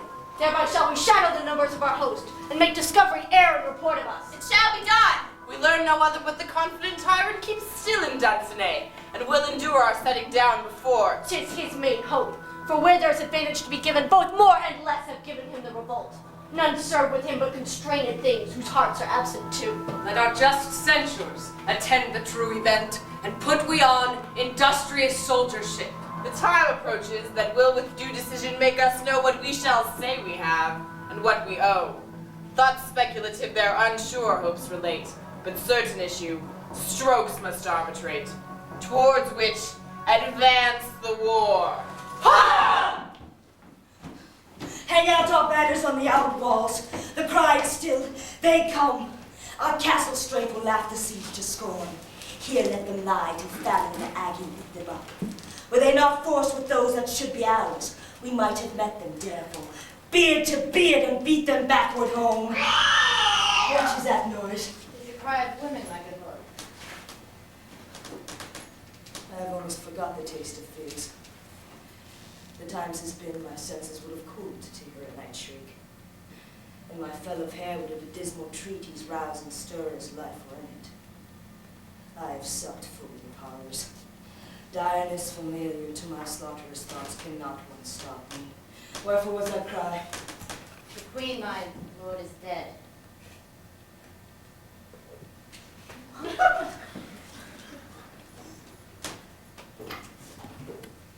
She should have died hereafter. There would have been a time for such a word. Tomorrow and tomorrow and tomorrow creeps in this petty pace from day to day, to the last syllable of recorded time. And all our yesterdays have lighted fools the way to dusty death. Out, brief candle. Life's but a walking shadow, a poor player that struts and frets his hour upon the stage, and then is heard no more. It is a tale told by an idiot, full of sound and fury, signifying nothing.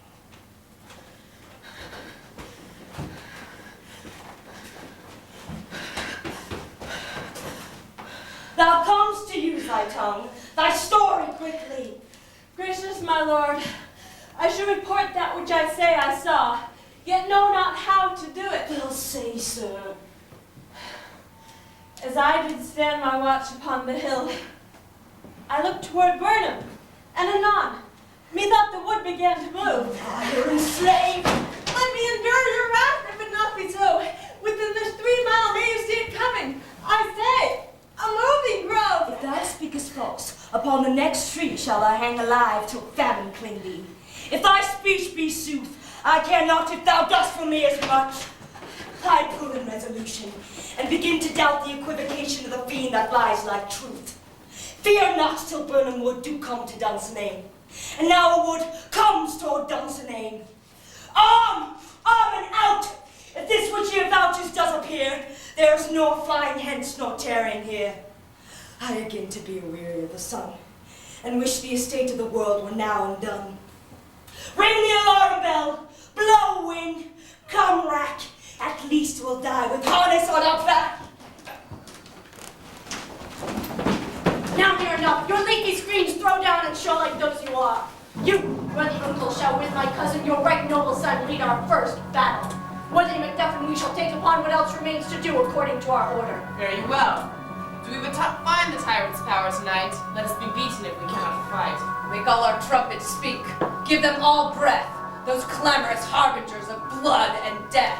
Advance the war!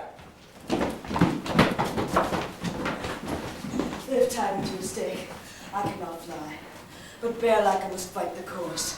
What's he that was not a woman born? Such a one am I to fear, or none. What is thy name? Thou be afraid to hear it. No, though thou callest thyself a hotter name than any is in hell. My name's Macbeth. Devil himself could not pronounce a title more hateful to mine ear. No, no more fearful. Thou liest, abhorred tyrant!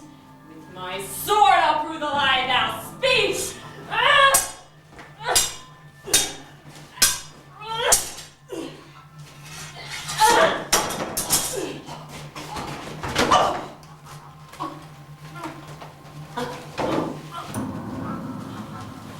Thou wast a woman born, but swords I smile at, weapons laugh to scorn, brandished by man that's of woman born. Tyrant! Show thy face. If thou beest slain and with no stroke of mine, my wife and children's ghosts will haunt me still. I cannot strike at the wretched kerns, whose arms are higher to bear their staves. Either thou, Macbeth, or else my sword with an unbattered edge I sheath again indeed it. Let me find him fortune, and more I beg not.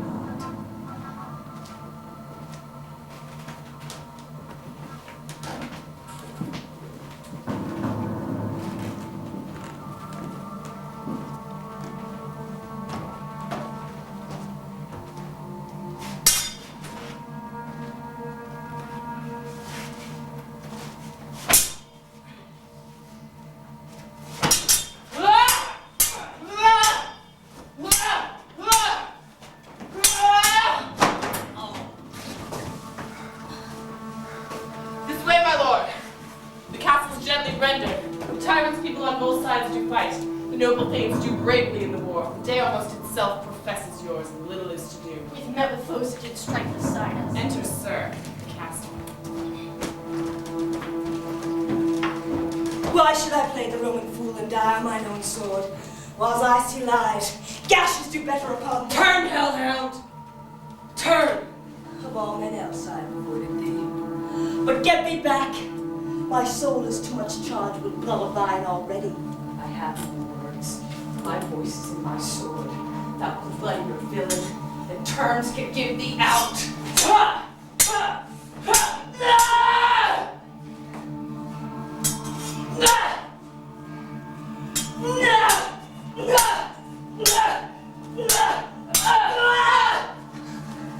Thou losest labor.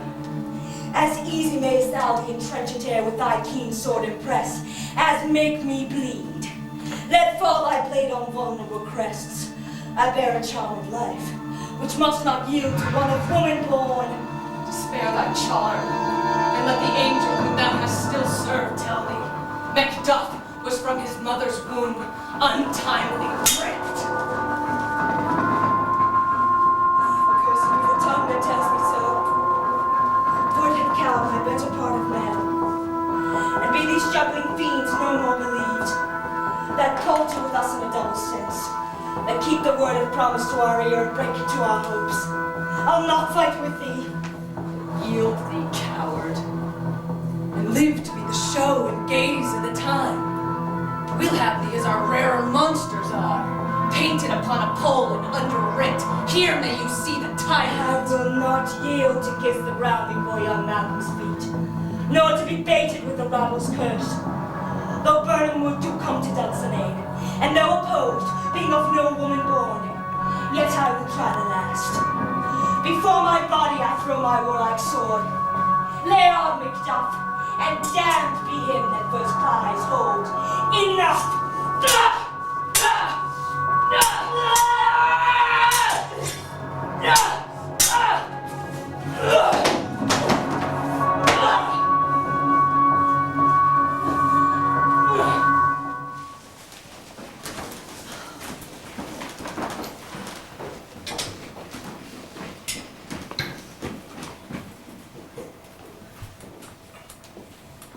And with the friends we miss, we're safe arrived. Some must go off. And yet by these I see so great a day as this is cheaply bought. Macduff is missing, and your noble son. Your son, my lord, must pay the soldier's debt. He only lived until he was a man, but like a man he died. And he's dead. Aye, and brought off the field. Your cause of sorrow must not be measured by his worth, for then it hath no end. Had he his hurts before? Aye, on the front. For then God's soldier be he. Had I as many sons as I have hairs, I would not wish them to a fairer death. And so his knell is no. He's worth more sorrow. He's worth no more. They say he parted well and paid his score, so God be with him. Here comes Moore. Hail, King, for so thou art. Behold, where stands the usurper's cursed head. The time is free. I see thee compassed with thy kingdom's pearl, that speak my salutation in their minds, whose voices I desire aloud with mine. Hail, King of Scotland! Hail, King of Scotland! We shall not spend a large expense of time before we reckon with your several loves, and make us even with you. My thanes and kinsmen henceforth be earls, the first that ever Scotland in such an honor named. What's more to do, which would be planted newly with the time, as calling home our exiled friends abroad that fled the snares of watchful tyranny, producing forth the cruel ministers of this dead butcher and his fiend-like queen, who as 'tis thought by self and violent hands took off her life. This, and what needful else it calls upon us, by the grace of grace, we will perform in measure, time, and place. So thanks to all at once, and to each one, whom we invite to see us crowned at Scone.